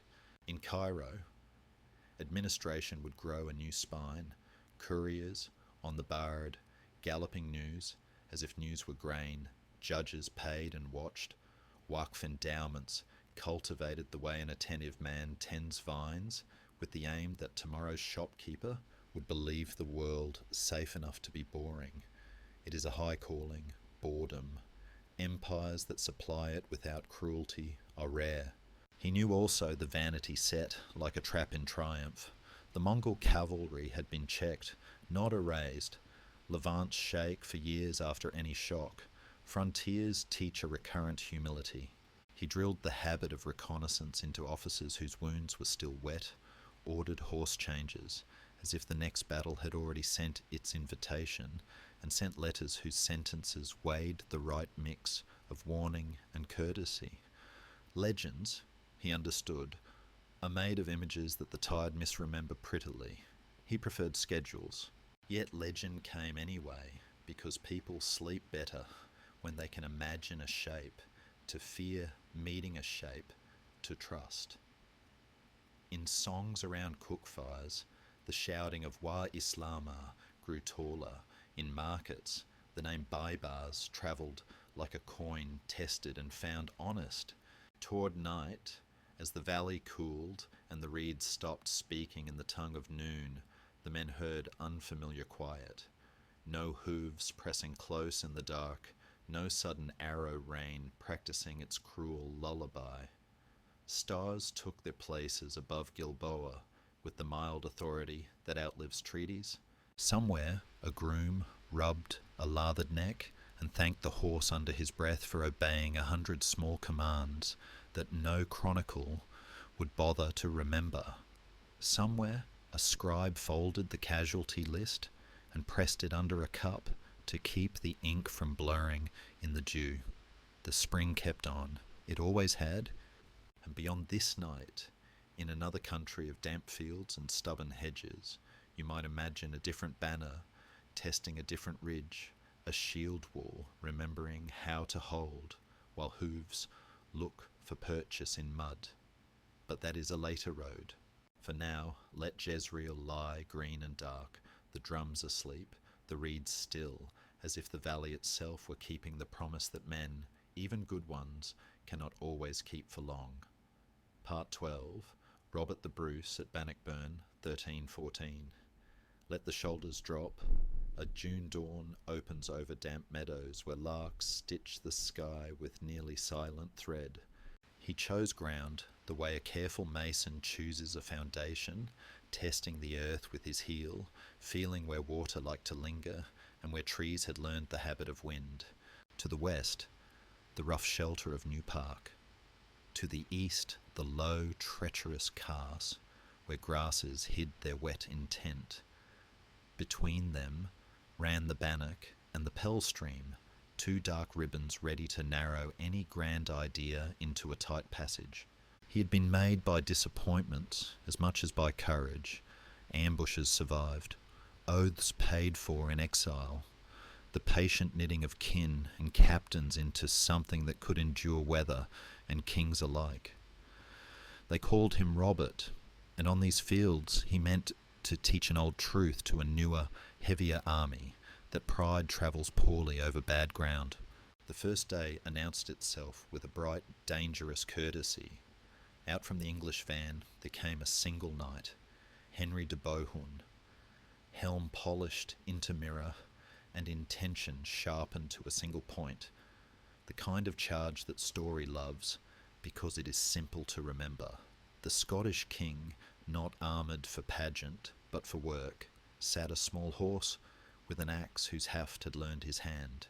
They met in a brief crossing of lines, the lance that missed, the saddle that did not, and the iron-bearded blade found its mark with a hard, ringing finality. The axe broke in the stroke. He did not gloat. He only rode back into the fold, and men who had worried in private about what a king could ask of them after so many lean years discovered that he would ask exactly what he asked of himself: steadiness, economy, a refusal to be dazzled by noise. His army had learned to move in thorns. The Shiltrons, those hedgehogs of men, spears listening to each other, had been trained not simply to stand but to walk, to make a slow weather that other formations were forced to breathe. He taught them cadence first, then courage, because in a tight place, cadence is the more useful virtue. Night came with torches flickering along the tree line and prayers muttered in the quiet grammar of fear. The English camp beyond the burns swelled with tents, and the confident weight of numbers, kingship proclaimed at every cartwheel. In the dark, sappers worried the fords, hands in mud, and officers walked the lines with the soft authority of men who will not be surprised at dawn. Around the Scottish fires, captains traced the creases of the ground with sticks, and younger men closed their eyes and tried to imagine being older by one more day. Morning unrolled, pale and damp. Stirling Castle watched, like a stern witness from its rock, hostage to promises already made. If not relieved by midsummer, it would yield. That deadline had driven the English host forward, and in driving had made it hurry past the patient's good ground demands. The banners formed, St. Andrew's Cross among rough pines, the leopards of England bright in a light that refused to warm. Standards that had seen France and Wales now faced marsh, and men whose faces were the colour of their land. The English cavalry pressed for the crossings, heavy, urgent, the clink and thud of their approach like a forger's breath. At the narrow mouths of the burns, the world pinched. Horses disliked the squeeze, lances struggled for angles. An army that wished to be wide found itself obliged to be thin. He sent the Shiltrons forward. It looked, at first, like stubborn walking, shoulders set, long ash spears held as if they were an oath. But the movement contained a cunning kindness. By advancing just enough, they denied the horse its beloved run. By keeping rank, they turned each man's small courage into a wall. By stepping into the cas's damp pocket, they asked the enemy to choose between slowing or stumbling. English archers, called to scissor the air, found their own lanes clogged. When they tried to creep along the flanks to set the proper murderous angle, a web of Scottish light horse under Robert Keith came licking out of the new park and knocked the bowman's neat geometry into lift and ruin. A commander's best music is often subtractive. He takes away what the other man intends to lean on. The weight still came on, because great armies are like tides. They do not negotiate their own momentum easily. The first press at the fords shrugged the spear points aside in places and made a bruise of the line. Then the bruise held. Behind, more horse crowded, impatient, armour becoming furnace. To the sides, wet ground tugged at hooves with a polite malice. Before them, faces that did not intend to move unless they moved together. He watched for the seam no map shows, the moment when a mass ceases to be a body and becomes a pile. When that moment flexed, the Scots pushed. Not a shout, not a reckless lunge, but the same steady walking, now with an iron in it that the morning had smelted. The Shiltrons began to feel like hills moving. In the river bends, tragedy practiced its old craft. Men fell under men. Good night sank into a confusion where chivalry has no verbs. The bannock itself received more than water and silt. The Pell stream took its share, and told no one. Edward's great host, split by burns and pinched by ground that would not pretend to be level, found its commands dissolving in the noise between clumps of struggle. Somewhere a brilliant order was given and lost after 3 spear lengths. Somewhere courage made a fine, singular gesture and could not teach its neighbours how to repeat it. By the time the afternoon learned how to be afternoon, flight had already written itself at the edges, first a thread, then a seam, then a panel of the day peeling back. He did not squander the hour. Restraint held the net as much as ardour did. The pursuit was sharp where it needed to be, standards taken, pride taxed, and then it became a rounding up of stray dangers before those dangers could regroup into a story. The King of England was bundled off in haste. Stirling would keep its appointment with surrender, and on the low meadows, men who had gone to ground in panic peered out at a sky that seemed, quite suddenly, full of air again. Along the lines, clerks began the slow mercy of naming. Along the burns, grooms led horses whose eyes still rolled white. In the shade of New Park, someone brewed something hot and ordinary, and it tasted like forgiveness for a body worked nearly past its sense. Triumph can be a clumsy teacher. He guarded against its worst lessons. There were thanks and there were promises, but there was no drunken rewriting of what discipline had earned. He visited the fords on foot, and you could see in the tilt of his head that he was memorizing them, where the banks gave, where a sapling had kept its roots in better soil, where the ground smelled of spring, even in June. A realm is secured, not only by days like this, but by the long aftercare of roads, sheriffs, rents made bearable, and borders taught to be ordinary again. He understood that a people's relief needs policemen as much as poets. Evening pressed its cool hand on the field. Midges found the quiet skin. Larks fell silent. The castle on its rock glowed the colour of old honey, and then withdrew into outline. Fires pricked up in thoughtful lines. Men spoke low, as if not to wake the day they had just put to bed.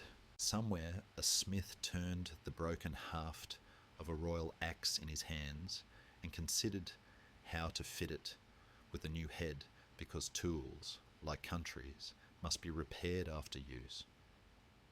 He walked a little apart, listening to the easy sounds that prove life is returning, ladle against pot, a horse tearing grass, the brief laugh that escapes a throat when it realises it has another dawn to spend. Beyond Stirling, far to the south, another king would one day teach arrows to fall like weather on a different field, but that is for another step along this road. For tonight let the meadows breathe, dark, damp, and tender under a sky rinsed clean, while 2 small rivers fold themselves around stones that will keep their secrets. If you close your eyes, you might still hear the measured tread of spearmen passing through wet grass, steady as a pulse, heading toward a future they cannot see but have just made possible. Parts 13. Edward III at Crecy, 1346. Let the gaze soften. A low ridge lifts from Normandy's fields, and a pale sun leans through a curtain of passing rain. He chose stillness and a slope, which is to say, he chose time as an ally. On the rise near Crécy-en-Ponthieu, he spread his army like a careful net, not wide, but layered, each strand meant to hold, while the next did the real speaking. Men-at-arms dismounted to become anchors rather than waves. Among them, the long bowmen took their places in fan-shaped clusters, stakes and rough ground before them, where carts and spades had persuaded the earth to be discourteous to horses. The boy they began to call the Black Prince, though not yet in black, not yet in legend, stood within the forward battle, his father letting him breathe the air a commander must learn without choking on it. Clouds trailed a last patient shower across the ridge. Bowstrings were unstrung and kept close under cloak. until the sky reconsidered. Then Hempen Horn returned to service with a dry, familiar twang. Below, along the road from Abbeville, came a kingdom made into procession. Banners with saints and leopards, the oriflamme unrolled like a vow. Genoese crossbowmen herded toward usefulness, and behind them, ranks of French chivalry, tuned to a single, fervent note, forward. The opening had the wrong music. If crossbowmen pushed into range, while the reins still clung to cord and crank, found their shots heavy and their shields not yet where their hearts wanted them. Parvises lagged, orders clashed with weather, and over the slope a different sound answered, the quick inland rain of English yew. Flights rose in those shallow parabolas that look gentle until they land. Shafts thudded into leather, slipped the joints of mail, felled men who had been told they would not be asked to die until the knights had finished being magnificent. Anger ran backward along the French line faster than any courier. Spurred horses tried to turn impatience into remedy, and the first cavalry charge climbed the slope, not as a single mind, but as a bright, ragged hunger. The ground disapproved. Ruts from the week's march pulled at hooves. Hidden pits shook confidence. The hedged funnels between English companies tightened aim. Lances reached and met a wall of sound. Arrow storm folding into the hard clang of poleaxe and bill. And the charge recoiled, not humiliated so much as confused that the old grammar had failed to conjugate. He watched without shouting. Edward's virtue was arrangement, a habit of placing stone upon stone so that weight became a friend. Reserves sat in the hush behind the forward struggles. Messengers went and came like swifts. The king's banner shifted only when necessary, because banners are steadiness made visible. When word ran that the prince was pressed and some hearts nearby practiced panic, the request for aid reached the royal position. He asked a question whose answer would grow tall in recollection. Is my son dead or wounded? No. Then he shall have the honour of standing his ground. It was not indifference. It was a lesson fitted to a ridge. The fight thickened again and again into knots that the bowmen cut with distance, and the billmen finished with the slow practical strokes that wars always require once theatre has burned off. French commanders, urged by pride and solemn duty, fed the slope in packets, the late light catching gilded tack and painted shields so beautifully that even fear must have paused, a moment to admire before resuming its old work. Toward evening, the field learned to glow. Dust and damp drifted in a honeyed haze, and in that light, one of the day's strangest devotions wrote itself, a blind king bound to his companions so he might enter the place where courage insists on being counted. The Bohemian circled forward on braided reins, a tale that later minstrels would polish until the detail shone brighter than the hill and fell where other bright vows had fallen, into the ordinary mud that receives saints and thieves without comment. More charges came because momentum has its own faith. More arrows fell because habit has its own mercy.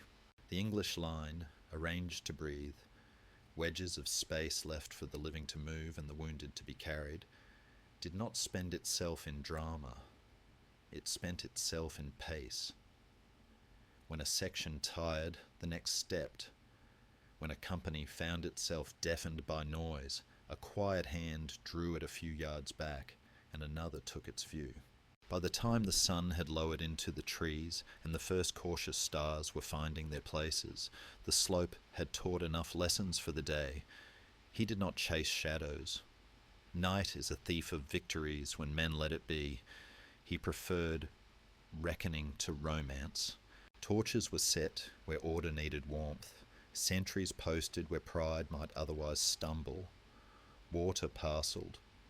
Prayer said in simple voices.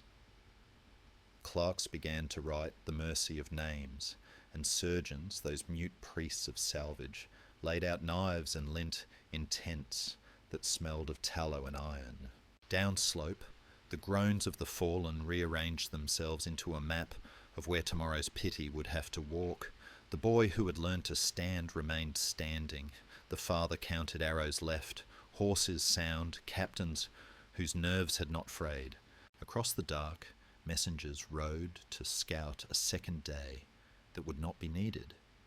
The French host, heavy with grief and with the knowledge that courage can be squandered by leadership as surely as by cowardice, let the night close its hand. In the long arithmetic of war, what began here did not end here. A pattern was clarified, almost politely. Men on foot with good missiles and better discipline could teach knights to listen. Fire at a distance could make armour into a burden. The pace of battle was a tool that could be sharpened with terrain and patience. Later fields, Poitiers, Agincourt, would borrow the tune and write their own verses. But on this ridge the refrain felt newly written. Choose ground, reduce haste, layer forces so that fatigue always finds a fresh welcome behind it. He walked the lines at dawn and saw dew beading arrow shafts trampled into grass, the quiet silver of survival's small decorations, and he breathed as if the air itself had been mended. If you half close your eyes, you might still see that slope in its gentler uniform, the stubble fields returning to dull gold, the ruts filling with clear water, a few ravens stepping with their absurd dignity among the forgotten. Far to the south, another field waits where mud will take its own revenge on glory. Farther still, a valley where reeds remember drums. But for the moment, let Crécy lie under a rinsed sky, the ridge keeping its mild curve, as if the earth itself were a shoulder offered to tired men, and the day's lesson, quiet, exact, were written there in grass no hoof will fully erase. Part 14. Henry V at Agincourt, 1415. Let the breath grow shallow and even. A narrow lane of clay lies between two autumn woods, slick as a thought not yet decided. He arrived thinner than legend prefers, men wasted by dysentery, boots chewed by road and siege, banners washed pale by Normandy's rain, and chose because choice is the last luxury of a tired army, a field that would make time and weather put their shoulders to his work. To left and right, the woods of Tramcourt and Azincourt pinched the world into a corridor. Ahead, ploughland had turned to a brown mirror overnight, each furrow drinking the sky. He walked the line with the small crown circlet fixed to his bassinet, not gaudy so much as declarative, a bright edge on the plain language of iron. Stakes were cut and driven at an angle before the arches, ragged men with hemp scars on their fingers, so that a horse's certainty would find a forest where it expected an exit. He spoke little. Commands travelled as habits: close the gaps, keep the arrows dry under cloak until the moment asks for weather.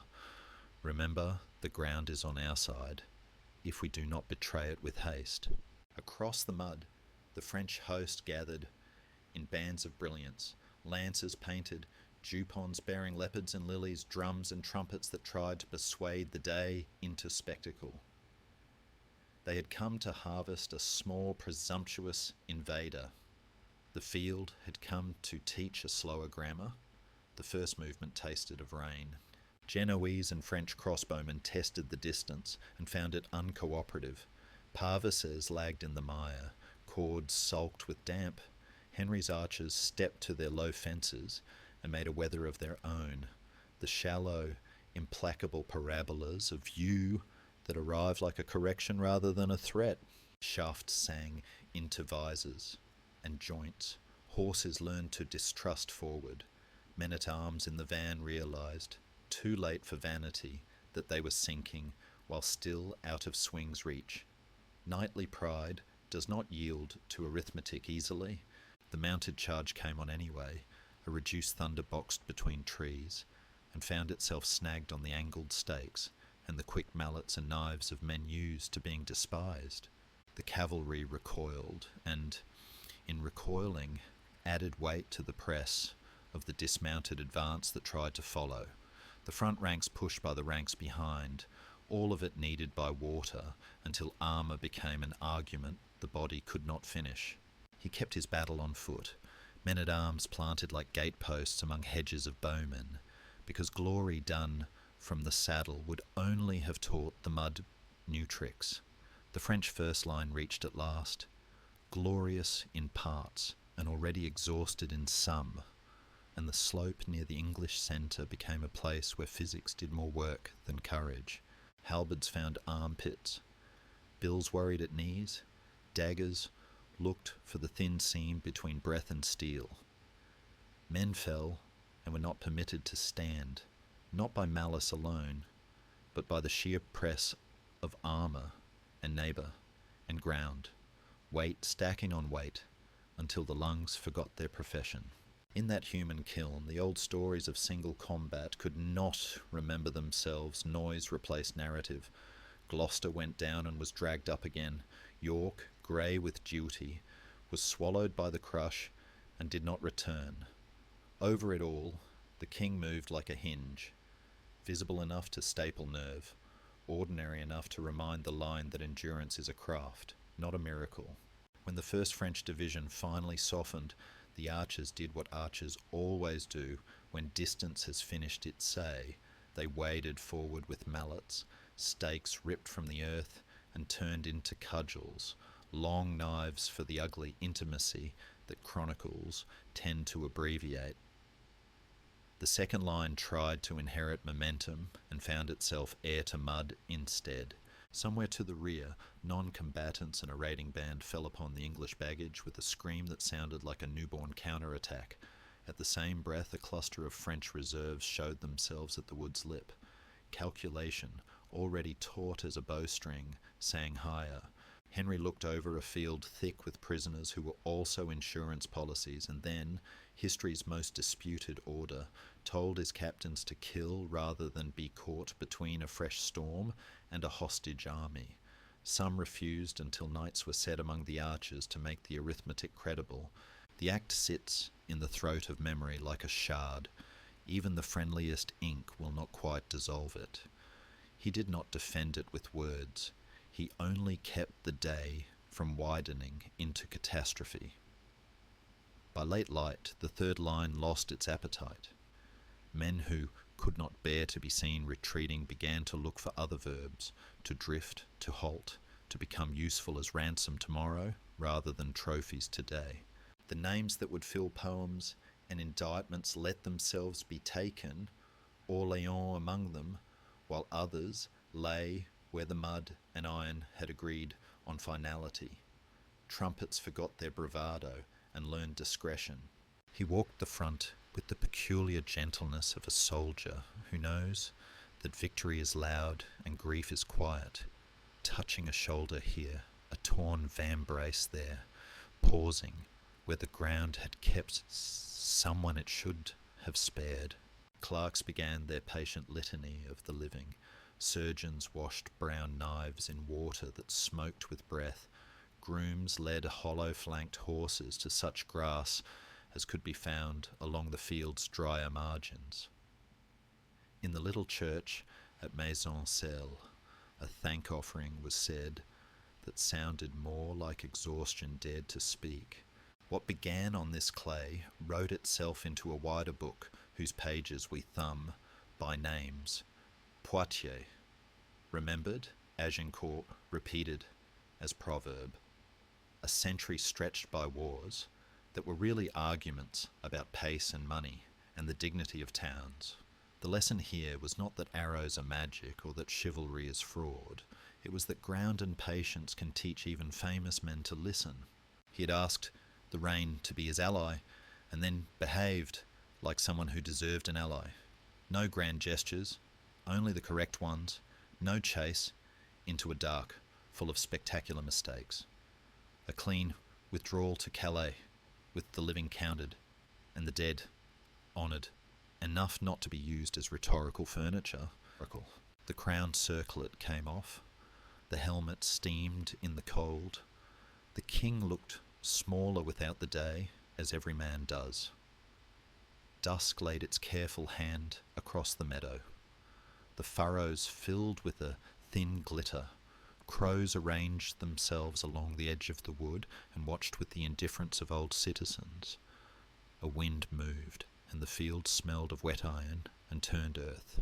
Far off, a bell of uncertain allegiance tolled once, and then thought better of it. If you half close your eyes, you can see the stakes standing at their slant, like reeds that have learned discipline, the ruts shining like narrow rivers, and a figure, no brighter than his men now, walking the length of the quieted line. Beyond this night, other valleys wait with other lessons, but here the mud has the last word, and it says only, "Be still, let the water settle. Remember how narrow a place victory is, and how softly it shuts its gate behind those allowed to pass." Part 15. Alexander Nevsky on the Frozen Mirror, 1242. Let the breath lengthen. A sheet of late winter light lies over Lake Pipers, thin as glass, yet old as patience. He came to the shore, not with a taste for spectacle, but with the stubborn appetite of a man who had slept poorly in many monasteries and learned that prayers and preparations are cousins. He was young for the legends that would later grey his brow, a prince of Novgorod, tempered by merchants' anxieties and border skirmishes, and he understood that salvation for a republic of fur, wax, and timber did not arrive on a single gallop. It was arranged, roads patrolled, tribute gathered, without cruelty, treaties cooled and reheated until they held their shape. But on this spring-edge morning, the Teutonic Order and their Livonian allies offered a simpler conversation. Lances, mailed shoulders, a need to teach Russ the proper direction to kneel. He studied the frozen reach of Pipus, the low islands of snow, the faint blue of water stitched beneath, and read it as a commander reads a tract he intends to quote. Choose the shallows near the shore. Let the ice be a platform, not a gamble. Invite heavy men into a corridor where speed becomes a boast with a short breath. He put the militia where courage could be multiplied. Spearmen from towns that smelled of fish and oak smoke, archers with simple bows, and good eyesight, a small elastic portion of horse kept back to write the last sentences. The German wedge, those white mantles marked with black, lowered its intention and moved, disciplined and confident, to split the world in front of it. The first shock was honest and ugly. Shields jarred off knuckles, arrows stitched into cloaks, the front rank of Novgorod's line stepping back the way a door does when the house is old. He let them, an allowance made in the language of timing. Retreat is not surrender if it knows its own feet. They yielded by paces rather than panic, drawing the point farther onto the mirror and toward ground whose geography was written under the skin. Slick, yes, but shallow. Treacherous, yes, but with a bottom that would punish balance without drowning valour. Behind, as if the good lake itself were whispering, the ice sighed in long, low voices that only the frightened mistake for breaking. The princes of Pskov and lesser men, of better days, came at the flanks in sudden tailored gusts, horse and foot, where the wedge widened and began to breathe again. Arrows, loosed into the less glorious places where armour forgets to be a statement. Armpit, groin, the seam where a gorget meets the life it means to protect. Crossbow strings snapped their dry syllables, shafts punched, lances died into splinters, and in the churn of snow scab and melt, the mounted order learned how quickly mass becomes trap when the floor is not entirely loyal. The chroniclers, who loved A neat finishing blow would later say the ice opened and ate them. The truth, probably less theatrical and more instructive, is that hooves scrambled for purchase. Men crowded men until the air thinned, and weight turned grace into a kind of practice drowning while still on the surface. Here and there, plates of thinner ice may have sighed into black mouths. Some did, perhaps, but the battle's arithmetic came from pressure, angle, and nerve, rather than some spectacular swallowing. Historians argue the degree. The field had no interest in degrees. It punished balance and rewarded rhythm. He rode where sight mattered, visible to those who needed to borrow steadiness, ordinary in his harness, because leadership does its best work when it looks like company. He signalled with economy, the small leftward chop of a hand that means now, not soon. The lift that tells men who have waited well that they may spend their waiting. The enemy centre, never meant to be a circle, discovered itself surrounded in slow phrases, a biting on the rear from light horse that had conserved breath, a hemming in by militia refreshed simply because the lake, cold and mean, made pursuits brief and returns certain, a rain of quick-fletched arrows that taught the eye to remember every seam learned in winter drill halls. He did not press for annihilation, he pressed for lesson. Prisoners are paragraphs that travel, corpses are punctuation that stays where it is put. Enough of each, he thought, to teach Livonia to count to 10 before riding east again. There were small biographies scattered in the white churn. A monk from Yuriev, robe tucked clumsily under borrowed mail, holding a banner in both hands and reminding himself not to pray yet. A Livonian sergeant, practical and angry, trying to tug men into a tighter knot, while a gust of arrows wrote corrections across his courage. A boy from the Novgorod Keys who had never left the smell of tar and fish, tasting blood through broken lip, and realizing that fear and pride are siblings who share a throat. Somewhere, a knight's horse went sideways with the slow astonishment only horses possess, and the man inside the harness met the world at knee height, discovering that dignity does not always travel in plate. When the wedge lost its edge and became a bunching, the day allowed itself the word victory. He kept it short. Pursuit was measured with the ruler of mercy and prudence. The shoreline, reed, sedge, darker ice, offered its own advice. Enough. Men gathered the fallen, friend first, then foe, if ransom made sense, and carted the wounded toward fires that had remembered to live in the lee of the wind. Scribes began the rescue of names. The sun brightened, then paled as if reconsidering the promise of spring.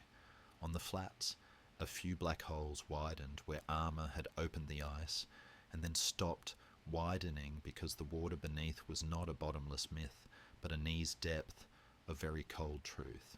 Word ran ahead to Pskov and Dorpat, and down the long timber corridors of the Baltic, that the east would not be tutored today by lancers alone, and in Novgorod, men who sold saltfish smiled without boasting, because markets understand that quiet victories are the only kind that pay taxes.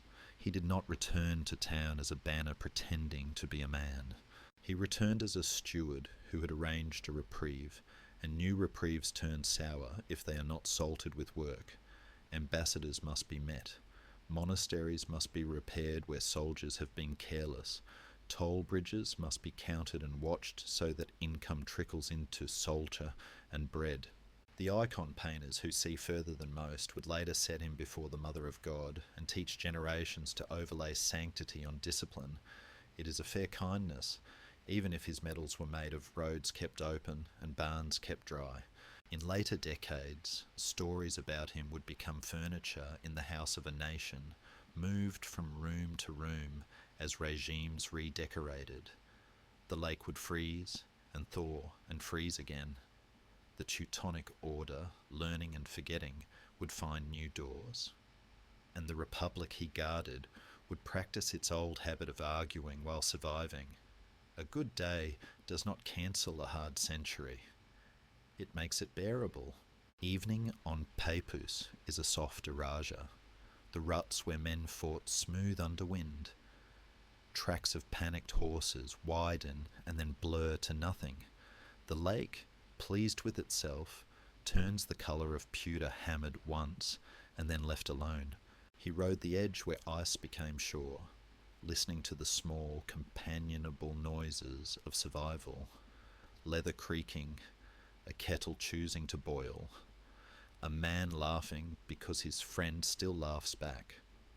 Far away in warmer latitudes, tides will lift pilings where other generals set their traps. Farther east, in dust, riders will tie their coats tighter and measure a river. But here, for a little while, winter makes its last kind promise. One more night of firmness before the water remembers its freedom. And he, a prince with salt on his lips, from a wind that knows no language, lets the rain slacken and breathes as if the cold itself could bless. Part 16, Tran Hung Chao and the Tides of Bak Jang, 1288. Let the breath ease. A brown river widens to the sea, its surface quiet as lacquer, hiding a grammar of currents that only patient people read. He had learned to command as fishermen learn their coast, by naming every bend, every shoal, every caprice the water keeps for those who hurry. And from that apprenticeship, he made strategy out of geography and time. They called him Hung Jiao, Prince of the Tran, a man whose deepest armour was composure, whose sharpest weapon was the feeling he put into other men's chests when he spoke of home, parents' graves, and the small, exact duties that make a country more than a line on a map. Years before the spring that would write Bak Jang into memory, he had prepared minds, a proclamation to his captains that sounded like both rebuke and a blessing, training that preferred endurance to display, a fabric of scouts and boatmen who could taste the river and tell you what hour it would change its mind. Twice already he had met the storm from the north and taught survival to a realm small enough to be crushed by arithmetic, evacuating Thang Long when it was wisdom to yield a city in order to keep an army, burning what could feed an invader's appetite, letting rice hide beneath water and men beneath bamboo until hunger gnawed at a host that believed itself invulnerable. The third time, with spring light rinsing the mangrove roots and the tides practicing their daily rehearsals, he meant to do more than endure. He meant to close a door. The plan began as a landscape. Far upstream, Tran Khan Du worried the supply line near Van John until the great fleet that would ride with Omar Ni grew lean and irritable. Along the eastern approaches, marsh paths were taught to village militias, like hymns, and in the estuary itself, carpenters worked in secret with iron, wood and tide tables, planting forests you could not see. The stakes were cut to a cunning height, their tips sheathed, their bodies driven into the riverbed where the salt and fresh argued, too low to warn a careless helmsman at high tide, too tall to forgive him when the water withdrew. He walked the banks as a doctor walks the halls of a night hospital, listening to small sounds, the flap of a heron, the click of oarlocks at dawn, and measuring the hours. The trap would not be sprung by courage alone. It would be sprung by patience, married to a clock. When the enemy came, great-bellied junks and hard-nosed warcraft, flags that looked like arguments with the sky, he did what good captains do.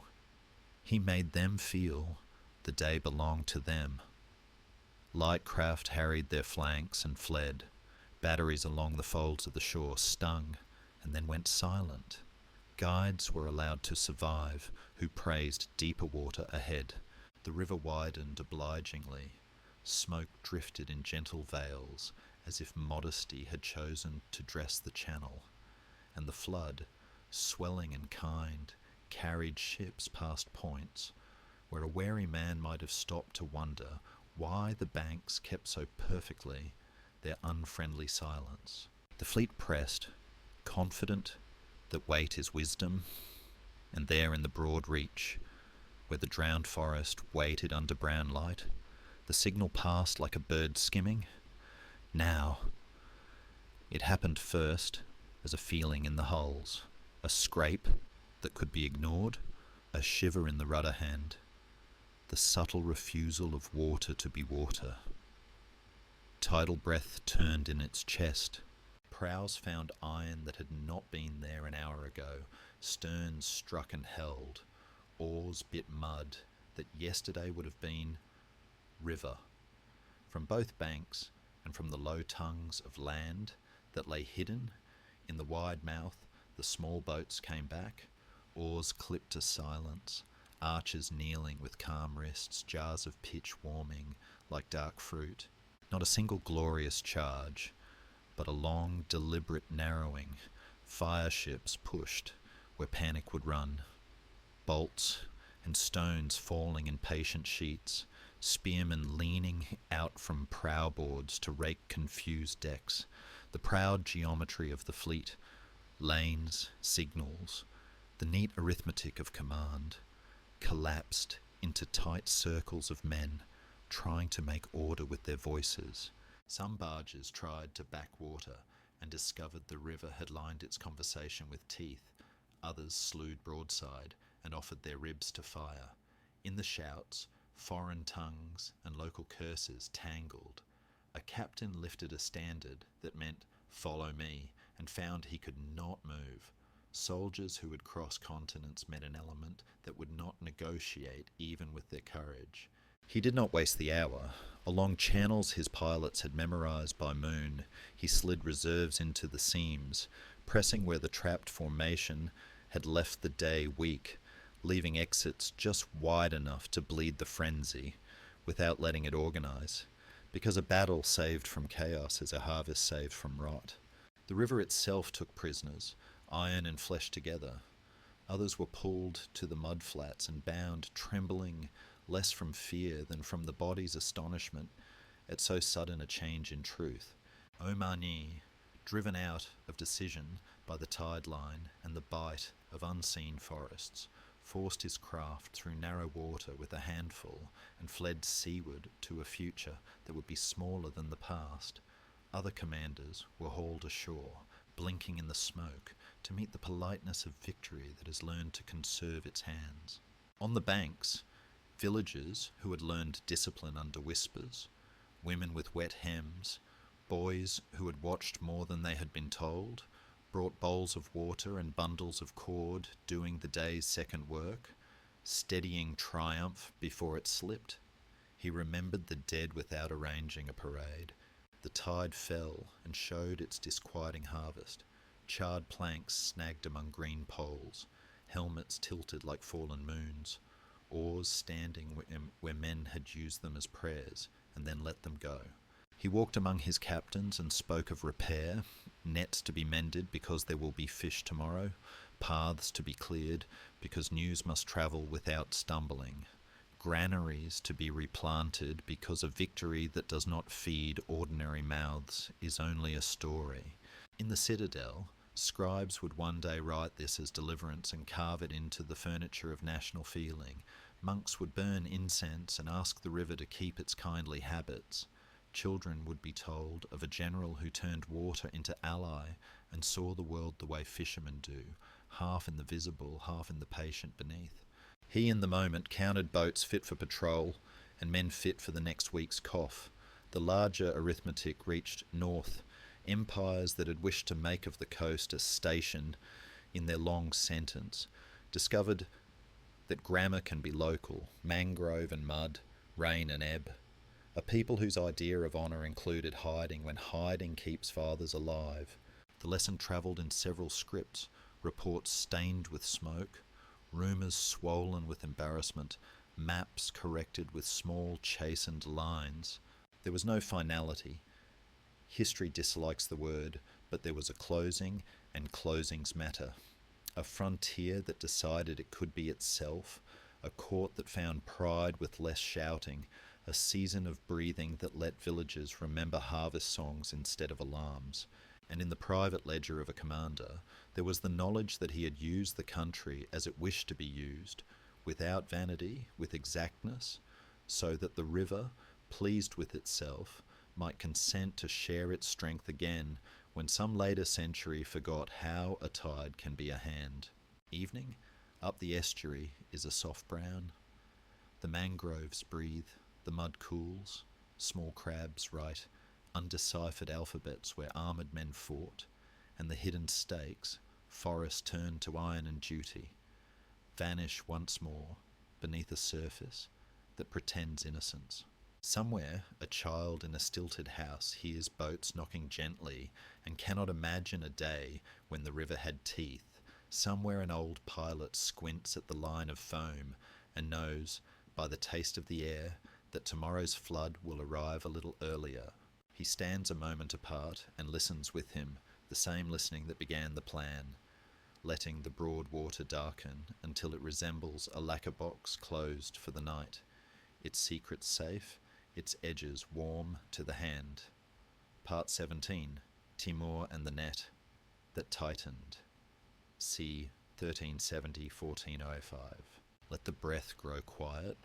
A continental dusk spreads, salt flats, orchards, desert towns, and somewhere a hoof strikes stone like a small bell.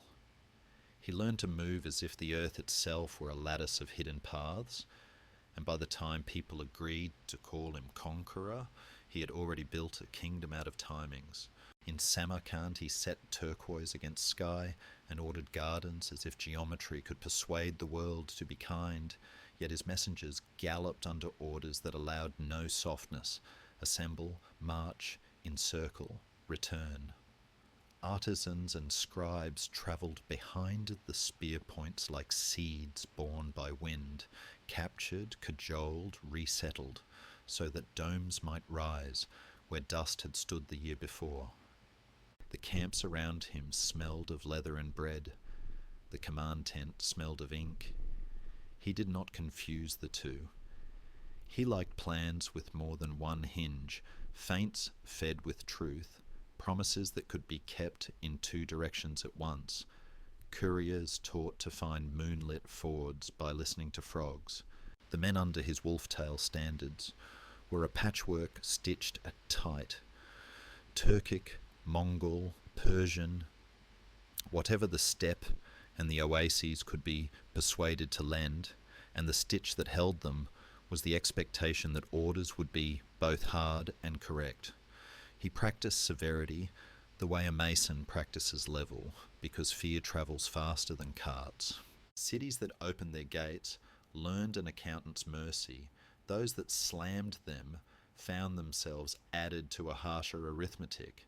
His critics, there were many, even among those who survived, wrote of pyramids of skulls that became, in later retellings, taller than any tower could be. His admirers talked instead about roads cleared of banditry and markets that remembered how to hum. Delhi met him as a tremor in 1398, the old city's wealth detaching from its stones and walking east under guard. Damascus felt the furnace heat of his policy, and then watched part of its skill. Metalworkers, weavers, folded into caravans headed for Transoxiana. Samarkand grew bright with captured talent, an orchard of craft planted by conquest. The tension between the builder and the breaker did not resolve. He stitched with one hand what the other had torn, and the cloth he made was strong and unsettling. What he loved most, perhaps, was a map with a rival's name on the far edge. Bayezid of the House of Osman had tightened his own belt around western Anatolia and the Balkans, a hawk-quick sovereign who taught rivers to behave and fortresses to mind their gates. Between them stretched east and west's unfinished sentence. The exchange began as most such things do. Letters that grew sharp, envoys who returned with faces that betrayed too much, border towns reading the sky for rumour. Then came marches, the long, patient kind, and a summer that smelled of time and dust. In Stoyino too, the field near Ankara received two armies that had already decided too much to be gentle. The streams in that country, most treacherous in heat, went about their business as if history were merely allowed weather. He preferred encirclement to collision. His columns arrived in staggered breaths, like hands gathering the hem of a cloak. Flanking wings learned the taste of dust until, at the nod, they turned and let it become someone else's problem. Bayezid, swift by habit and proud with reason, tried to strike through the thinnest part of the net to make motion undo a design. Some contingents, under his banner, Turkmen lords with grievances folded into their oaths, wavered and walked, a defection that has been explained in many ways. Old grudges, cool calculations, thirst. Ottoman Timariot cavalry, heat-sick and undersupplied, fought like men who hoped discipline could replace water. He had made sure it could not. Camels laden with skins and fodder, drawn from earlier valleys, kept his own pace from fraying. Scouts memorized springs that the atlas omitted. Circles closed, drums spoke. The air thickened with those short screams that never make it into poems. Later voices would argue about the moment when the day truly turned. Some say it was when the Sipahi realized the centre could not breathe. Others, when the Tatar auxiliaries slid around the Ottoman rear like shade. Others still, when the banner tips themselves looked uncertain in the hot shimmer. He did not wait for certainty. He pressed along every seam as if each were the only one. Bayezid, brave beyond the use of it, kept swinging his day into shape until the shape no longer held. Then he was taken, fierce to the last, and the silence that fell on the Ottoman lines was the silence armies know when the heart they have been beating around suddenly stops. The world loves adornment, so it added to the tale. A cage, a humiliation paraded. Chroniclers quarrel. Some testify to spectacle, others to firm custody without theatre. What is certain is that the Sultan's absence opened years of quarrel across his dominions, the interregnum, brothers measuring thrones with knives, and that on the citadels of Anatolia the wind changed direction for a while. Victory for him was not wine, it was schedule. After Ankara, he did not linger to perform happiness. He wrote allocations. Who would chase fugitives? Who would collect taxes without teaching hate? Which artisans should be moved? Which governors trusted just enough to be watched? He had already measured other horizons. China, always the larger problem, waited on the far page, and so his gaze slid past the glow of triumph toward routes and mountains with names like old debts. In Samarkand, masons tapped their plumb lines and waited for the next caravan of skill to arrive. In Aleppo and Sivas, widows tallied what grief had cost and what would have to be replanted. On Balkan roads, small detachments felt for the edges of a map suddenly less certain. He permitted prayer in many tongues because prayer keeps hands busy at night and makes mourning easier to govern. He spoke seldom about meaning. What he left behind tried to provide its own, madrasas bright with tile and logic, caravanserais where merchants counted profit instead of distances, fear that travelled ahead of banners to save work for the men who carried them. There is a debate that continues, a calm one in scholarly rooms and a harsher one in families that still keep lists of the lost, whether his order outweighed his ruin. He cannot answer. He is long folded into the dust that his horses woke. But the cities he broke learned, in their rebuilding, to borrow some of his discipline, and the cities he adorned learned, in their pride, to inherit some of his ruthlessness through officials who mistook efficiency for virtue. Empires teach, even when they refuse to be schools. In the end, he set out again toward a horizon that would not make room for him. Somewhere between the Siadaria and hopes aimed at Ming China, the wheel he had pushed so hard outran the hands that had guided it. Death arrived with its small, ungentle questions. The camp slowed, the drums forgot their sentences, and the couriers delivered, for once, no commands at all. The machinery continued briefly, like a kite flying a moment after the child is let go, then sagged into the compromises of succession. Samarkand kept its domes. The roads he had cleaned learned weeds again. The Ottoman lands he had split reknit under a survivor with the gift of patience. Night returns the plain to its first truths. East of Ankara, the wind tastes of fennel and dust. Wells remember their depth. A jackal crosses a moon-washed track and leaves no boast behind. In a tiled courtyard of Samarkand, starlight pools like water in the blue of a dome, and a mason leans his back to the cool wall and closes his eyes, hearing in memory the tap of a hammer that once set this very line. Far to the west, beyond mountains that keep their own counsel, rough hills and stone fortresses wait for a different kind of story, long sieges, mountain passes, a name that will become a flag more stubborn than its numbers. But not yet.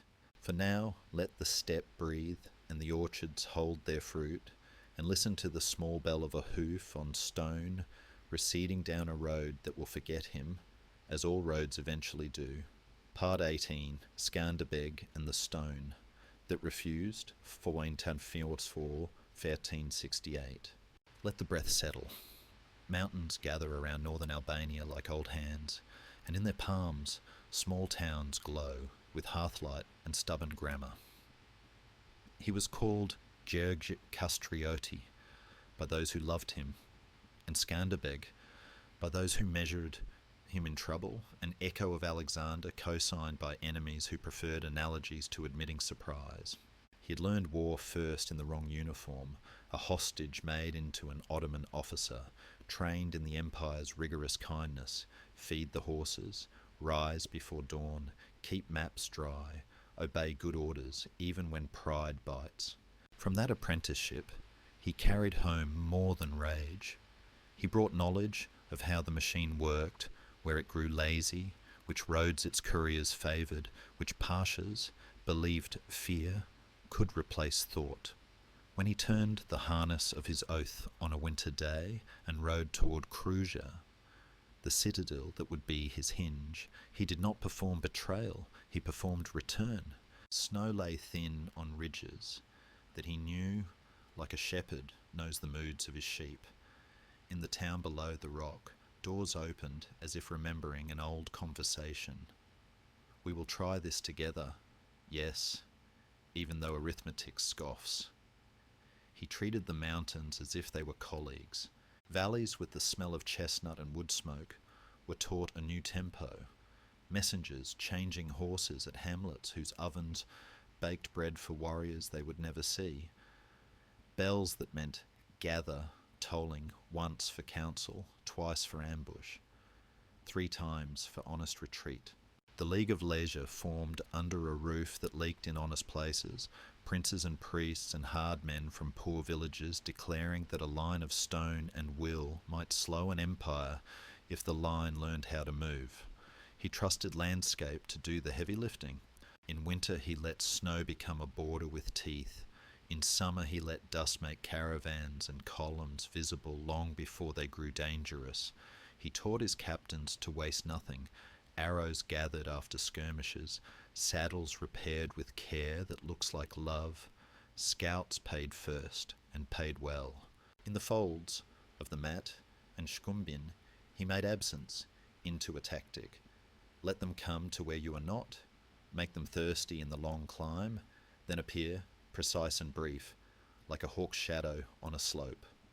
Sieges came like seasons. Kruzia, unassuming and handsome on its rock, learned to be a verb as well as a noun.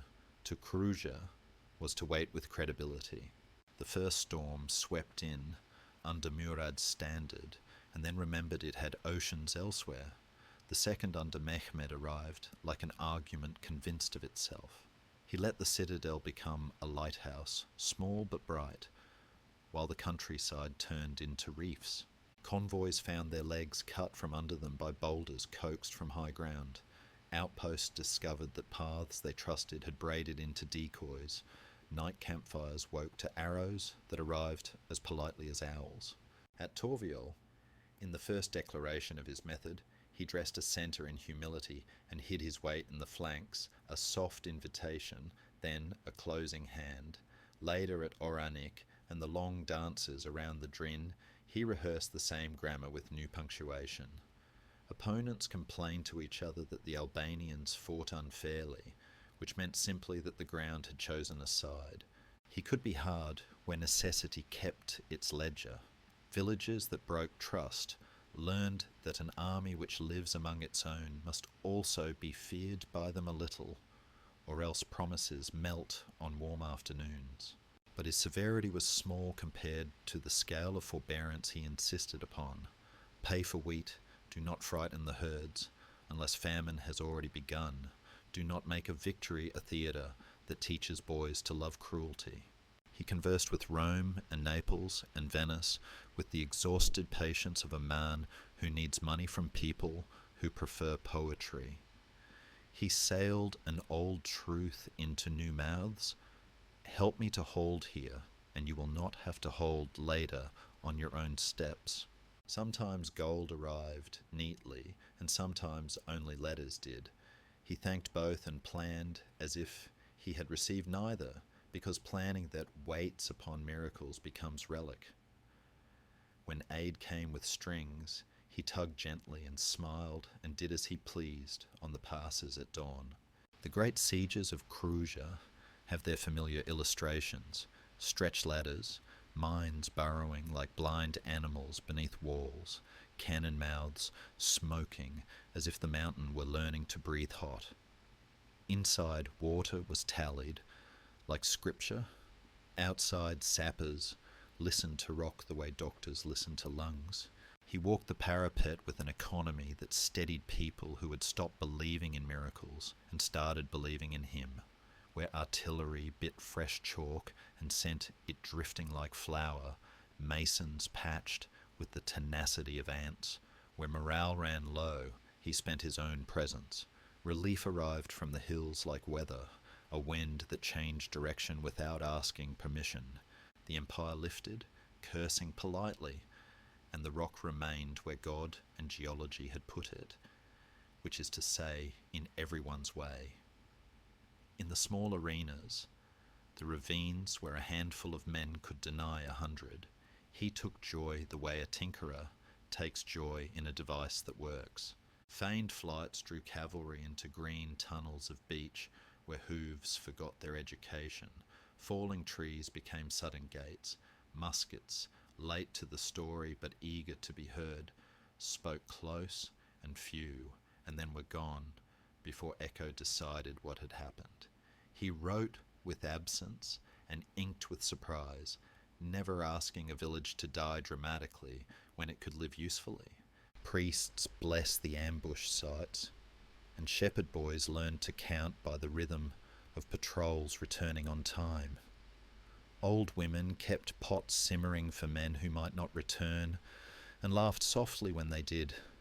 Laughter as medicine, stew as strategy. He was not stone himself. Fever visited, winters cracked joints. The weight of petitions and quarrels yawned like a second mountain to be climbed each morning. Allies fatigued, enemies multiplied, and the Roman Curia, its own empire of parchment, asked for proofs that could not live on paper.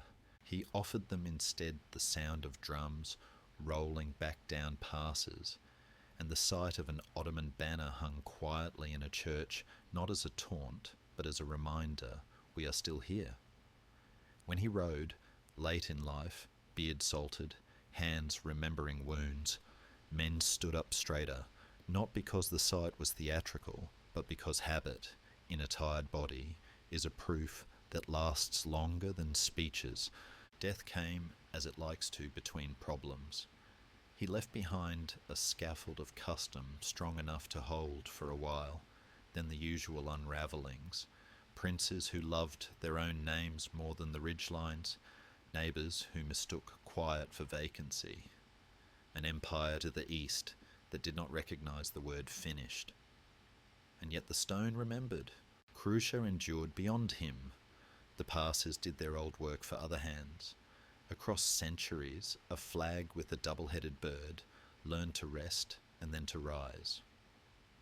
Skanderbeg's real monument remained uncarved, a set of habits. Use the land, waste nothing, be kind without becoming soft, make distance pay for itself.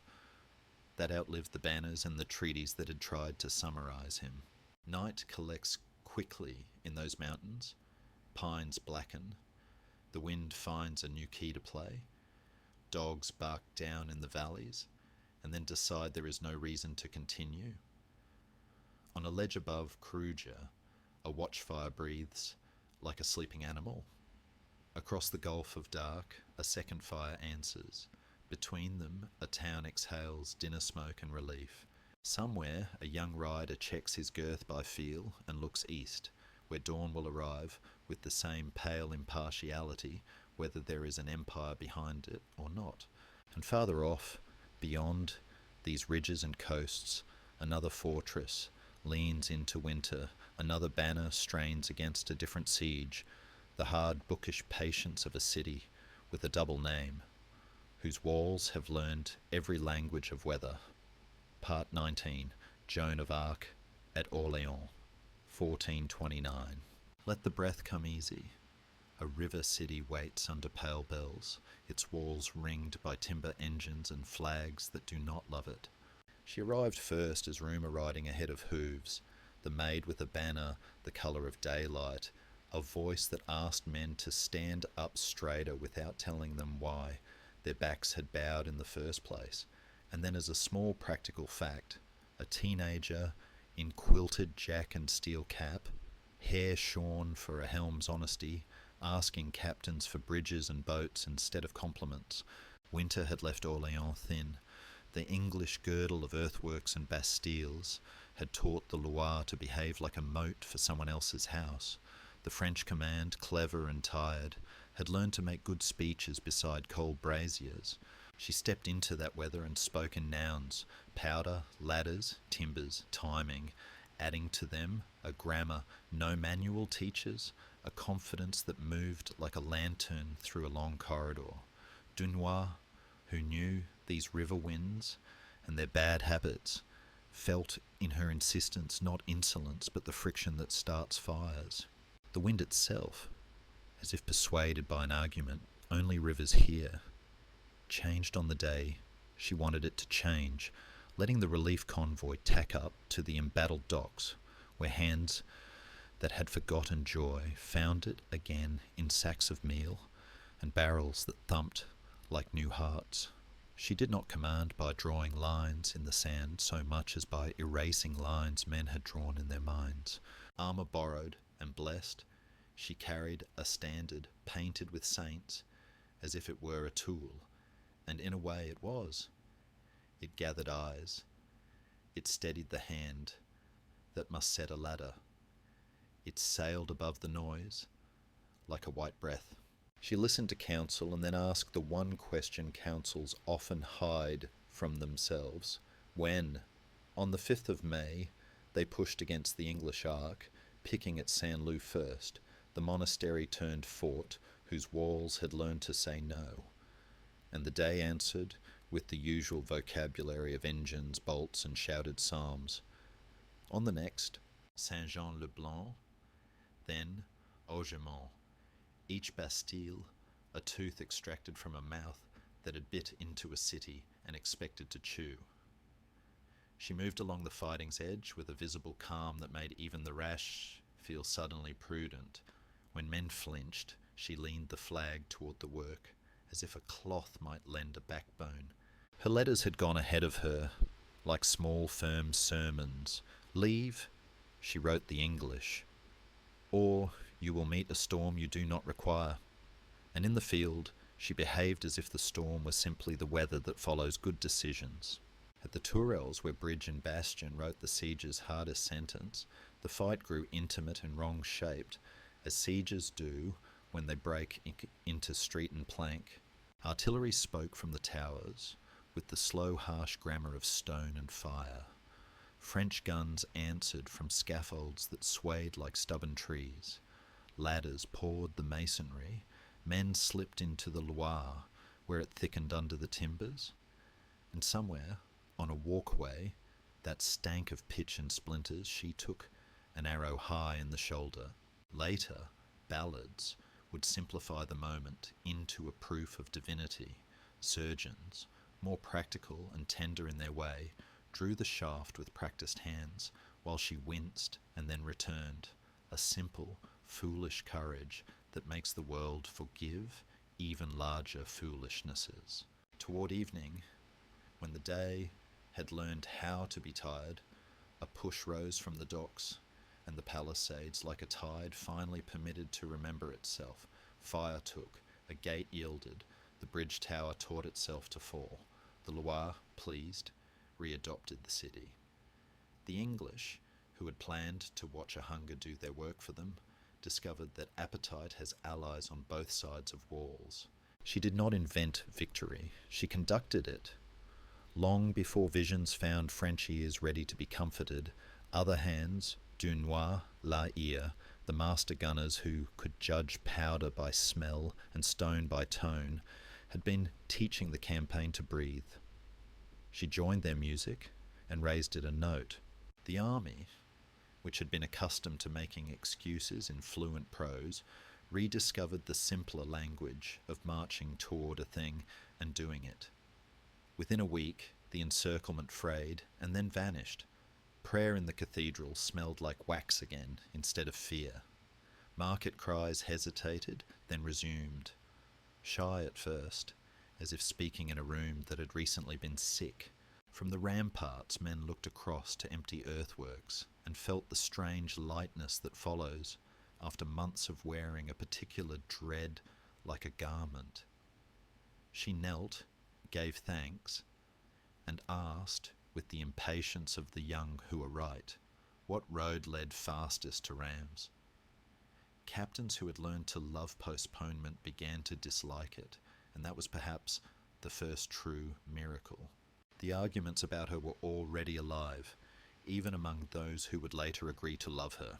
Was she tactician or talisman, saint or spark, a village girl whose certainty taught experienced men to stop overthinking, or a peasant prodigy accidentally aligned with the maturing of French field artillery and the exhaustion of English coin? The records do not settle easily. They rarely do when a person unbuttons history and lets it breathe. She could be stubborn when prudence asked for softening. She could be pure to the point of severity.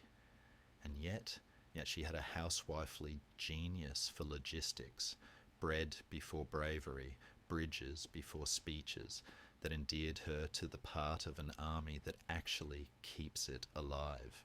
The theologians later drove their carts through this ambiguity, as theologians will. The soldiers, who have less time for conversation, tended to remember the sight of a white banner leaning toward a wall and the feeling in their ribs that followed. There are details the city keeps in its private drawer. How the Loire looked that week, brown, muscular, edged with white, where pilings bit it. How the bells, rung in gratitude, remembered for a second the tones they had used to call men to alarm. How a baker, sleeves rolled, wept into his flour when he saw the flag come around a corner like a patch of sky that had lost its road and wandered down among mortals. And there are the larger sequels that leapt beyond the gate: Jargeau, Meung, Beaugency, chips taken from a board that had long seemed carved in harder wood, then the long, improbable pilgrimage north and east to a cathedral made for kings. On that day in Rheims, oil touched a brow that had nearly learned to live without crowns. She stood nearby, armour shining in a light that saints and smiths share, and looked less like a prodigy than like a person who had insisted gently that a country tell its better story out loud. What followed for her personally is the oldest pattern: success narrowed into accusation, capture translated courage into paperwork, a court that preferred cleverness to charity, arranged an ending engineered to make sense to frightened men. Historians, careful and kind where they can be, debate the exact mix of politics and piety that cooked the verdict. They agree on the heat. Orléans, by then safer, kept a quiet grief in its cellars, the sort that ferments into anniversaries and banners carried on spring mornings. The question of what she really was remains useful only if it does not dissolve the simpler truth that for a handful of weeks in a river city, a young woman stepped into the space between weariness and possibility and taught both to behave. Night in Orléans softens edges quickly. The Loire mutters at its quays, arguing with pilings it has already forgiven. Swifts carve their last arcs under the bridges. The stones of the Tourelles area, rebuilt, repurposed, hold a little heat, like an old memory you find warming your coat pocket. Somewhere, a white scrap of fabric, painter's rag, market awning, moves in the breeze and looks for the briefest heartbeat, like a banner remembering itself. Far away, beyond forests and another grammar of hills, a different faith prepares its wagons into fortresses and teaches music to iron rims, ready to ride its own lesson about resolve and geometry upon a troubled land. Part 20. Jan Žižka and the Circle That Moved, 1420–1424. Let the breath fall to a hush. A ring of carts glints on a bohemian hillside, iron-rimmed and patient, like a village that has decided to learn geometry. He came out of fields and market roads with one eye gone to history and the other sharp as winter, a veteran of border work who discovered late that faith could be a drum and discipline a hymn. Around him gathered not the tall theatre of mailed lords, but millers and smiths, town burghers and ploughmen, priests with sleeves rolled, boys who could read a psalm and also a horizon, people who had found that losing patience is a luxury the poor cannot afford. They called him Žižka, and he answered to it the way stone answers to frost, without hurry. The trick he offered the century was simple and therefore radical. Make a wall that travels, wagons chained hub to hub in a rough ring, shields hung along their ribs like shingles, parvises set where air would soon be busy, gaps measured to the width of resolve. Within this moving village he stored a new grammar, the low cough of hook guns, the workman's thwack of flails repurposed from threshing, the dry snap of crossbow strings, the modest thump of small cannon that could be hauled by ordinary hands. The hymn they loved best, Kurtoshesu Boží bojovníci, rose over the carpentry and the powder smell like a roof-laden sound. Sadomyes first taught the shape, marsh water at their backs, and narrows in front, wagons braced so that cavalry lathered themselves into anger and then into error, horses shying at the unexpected furniture of a farm-turned fortress. At Vítkov Hill, outside Prague, the ring became a ridgeline, earth and carts, palisade and prayer, holding fast while mounted men tried to ride the air itself. They slipped, reformed, tried again, and learned that a short climb can be longer than a journey when slope and song disagree with you. Kutna Hora offered the opposite lesson, the circle not as wall, but as hinge. He broke the wagon ring open like a door and swung it forward, guns speaking in short, corrective sentences while infantry jogged in the lee of wood and iron. At Malashov, where gravel pits and broken ground made cavalry dream in smaller colours, he let the wagons run. Yes, run, down on the surprised enemy like sudden rolling cliffside, then stitched the shock together with handgunners and pikes until the field changed its mind. The world which loved to call peasants helpless found itself revising vocabulary. These were artisans of timing, machinists of distance, village choirs that could also reload in rhythm. Command for him was carpentry. He measured men the way he measured intervals between axles. Do they fit? Will they hold? Can they be repaired without fuss? He promoted for sturdiness and the courage to be boring at the right time. Powder was counted as carefully as the loaves, wheels greased before dawn, scouts sent out along lanes that smelled of rye and apple, instructed to report weather before rumour. When councils grew hot with righteous sentences, he cooled them with plans that began with Cartwrights and ended with hymns at the appointed hill. Blindness, creeping and then complete, did not remove him from the geometry. He kept the map in his head and used other people's eyes as tools, a humility that felt like iron. He did not despise nights, he despised waste. If a man in gilded tack could be taught to stand behind a wagon and listen to a sergeant, so much the better. The Reformation's early anger made sparks all around him. He refused to let sparks become a prairie fire that would eat his own barns first. There were severities. Heresy is a word that travels with blades tucked under its cloak, and prisoners sometimes learned how thin the seam is between justice and vengeance when a creed is frightened. He checked what he could with the same stubborn economy he demanded in battle. No theatrics, no unnecessary ferocity, no spending tomorrow to decorate today. He kept priests who could preach mercy, and quartermasters who could argue men out of burning grain they might need next Lent. When allies quarrelled in the family way of revolutions, he tethered them to the wagons and made victory the compromise that everyone could accept.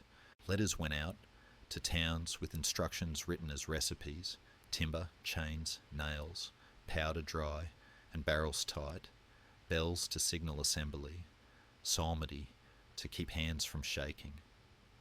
He had little time for metaphysics, but he knew devotion's machinery, and he tuned it. He is remembered as a fist, but he lived like a steward. After each field he walked the circle, hand on board, palm on wheel, while surgeons rinsed iron and scribes opened the ledger of the living.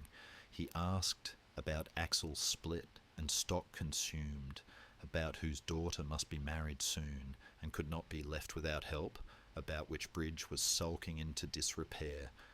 Victory, he knew, is a shed that leaks unless someone patches it this afternoon. In the towns, craftsmen found their trades pulled into holiness.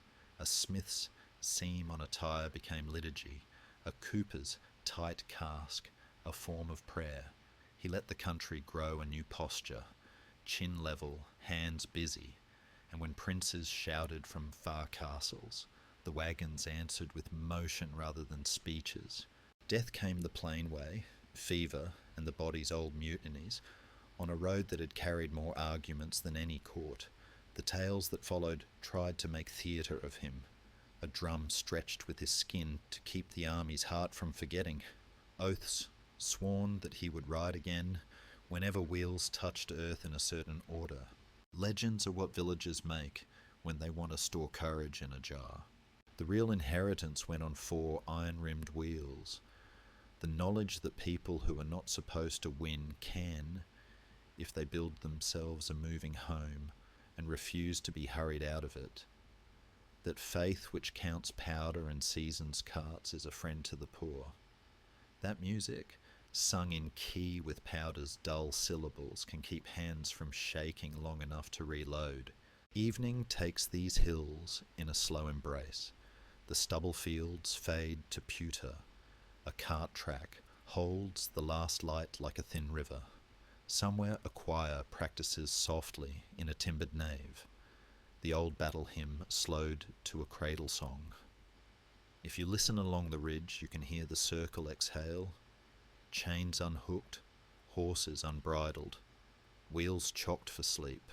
And beyond Bohemia, past forests we have walked together, past rivers that kept and broke promises, past straits and steps and chalk ridges. Night gathers our 20 roads into one quiet room. Leave a lamp low on the windowsill.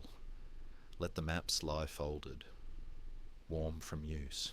The world will still be there when morning puts its hand on the latch, and if you wake before the first bird calls, perhaps you'll hear it, the soft memory of drums very far away, keeping time not for war now, but for breath, steady and kind, while the old wagons of history rest in a circle that does not need guarding.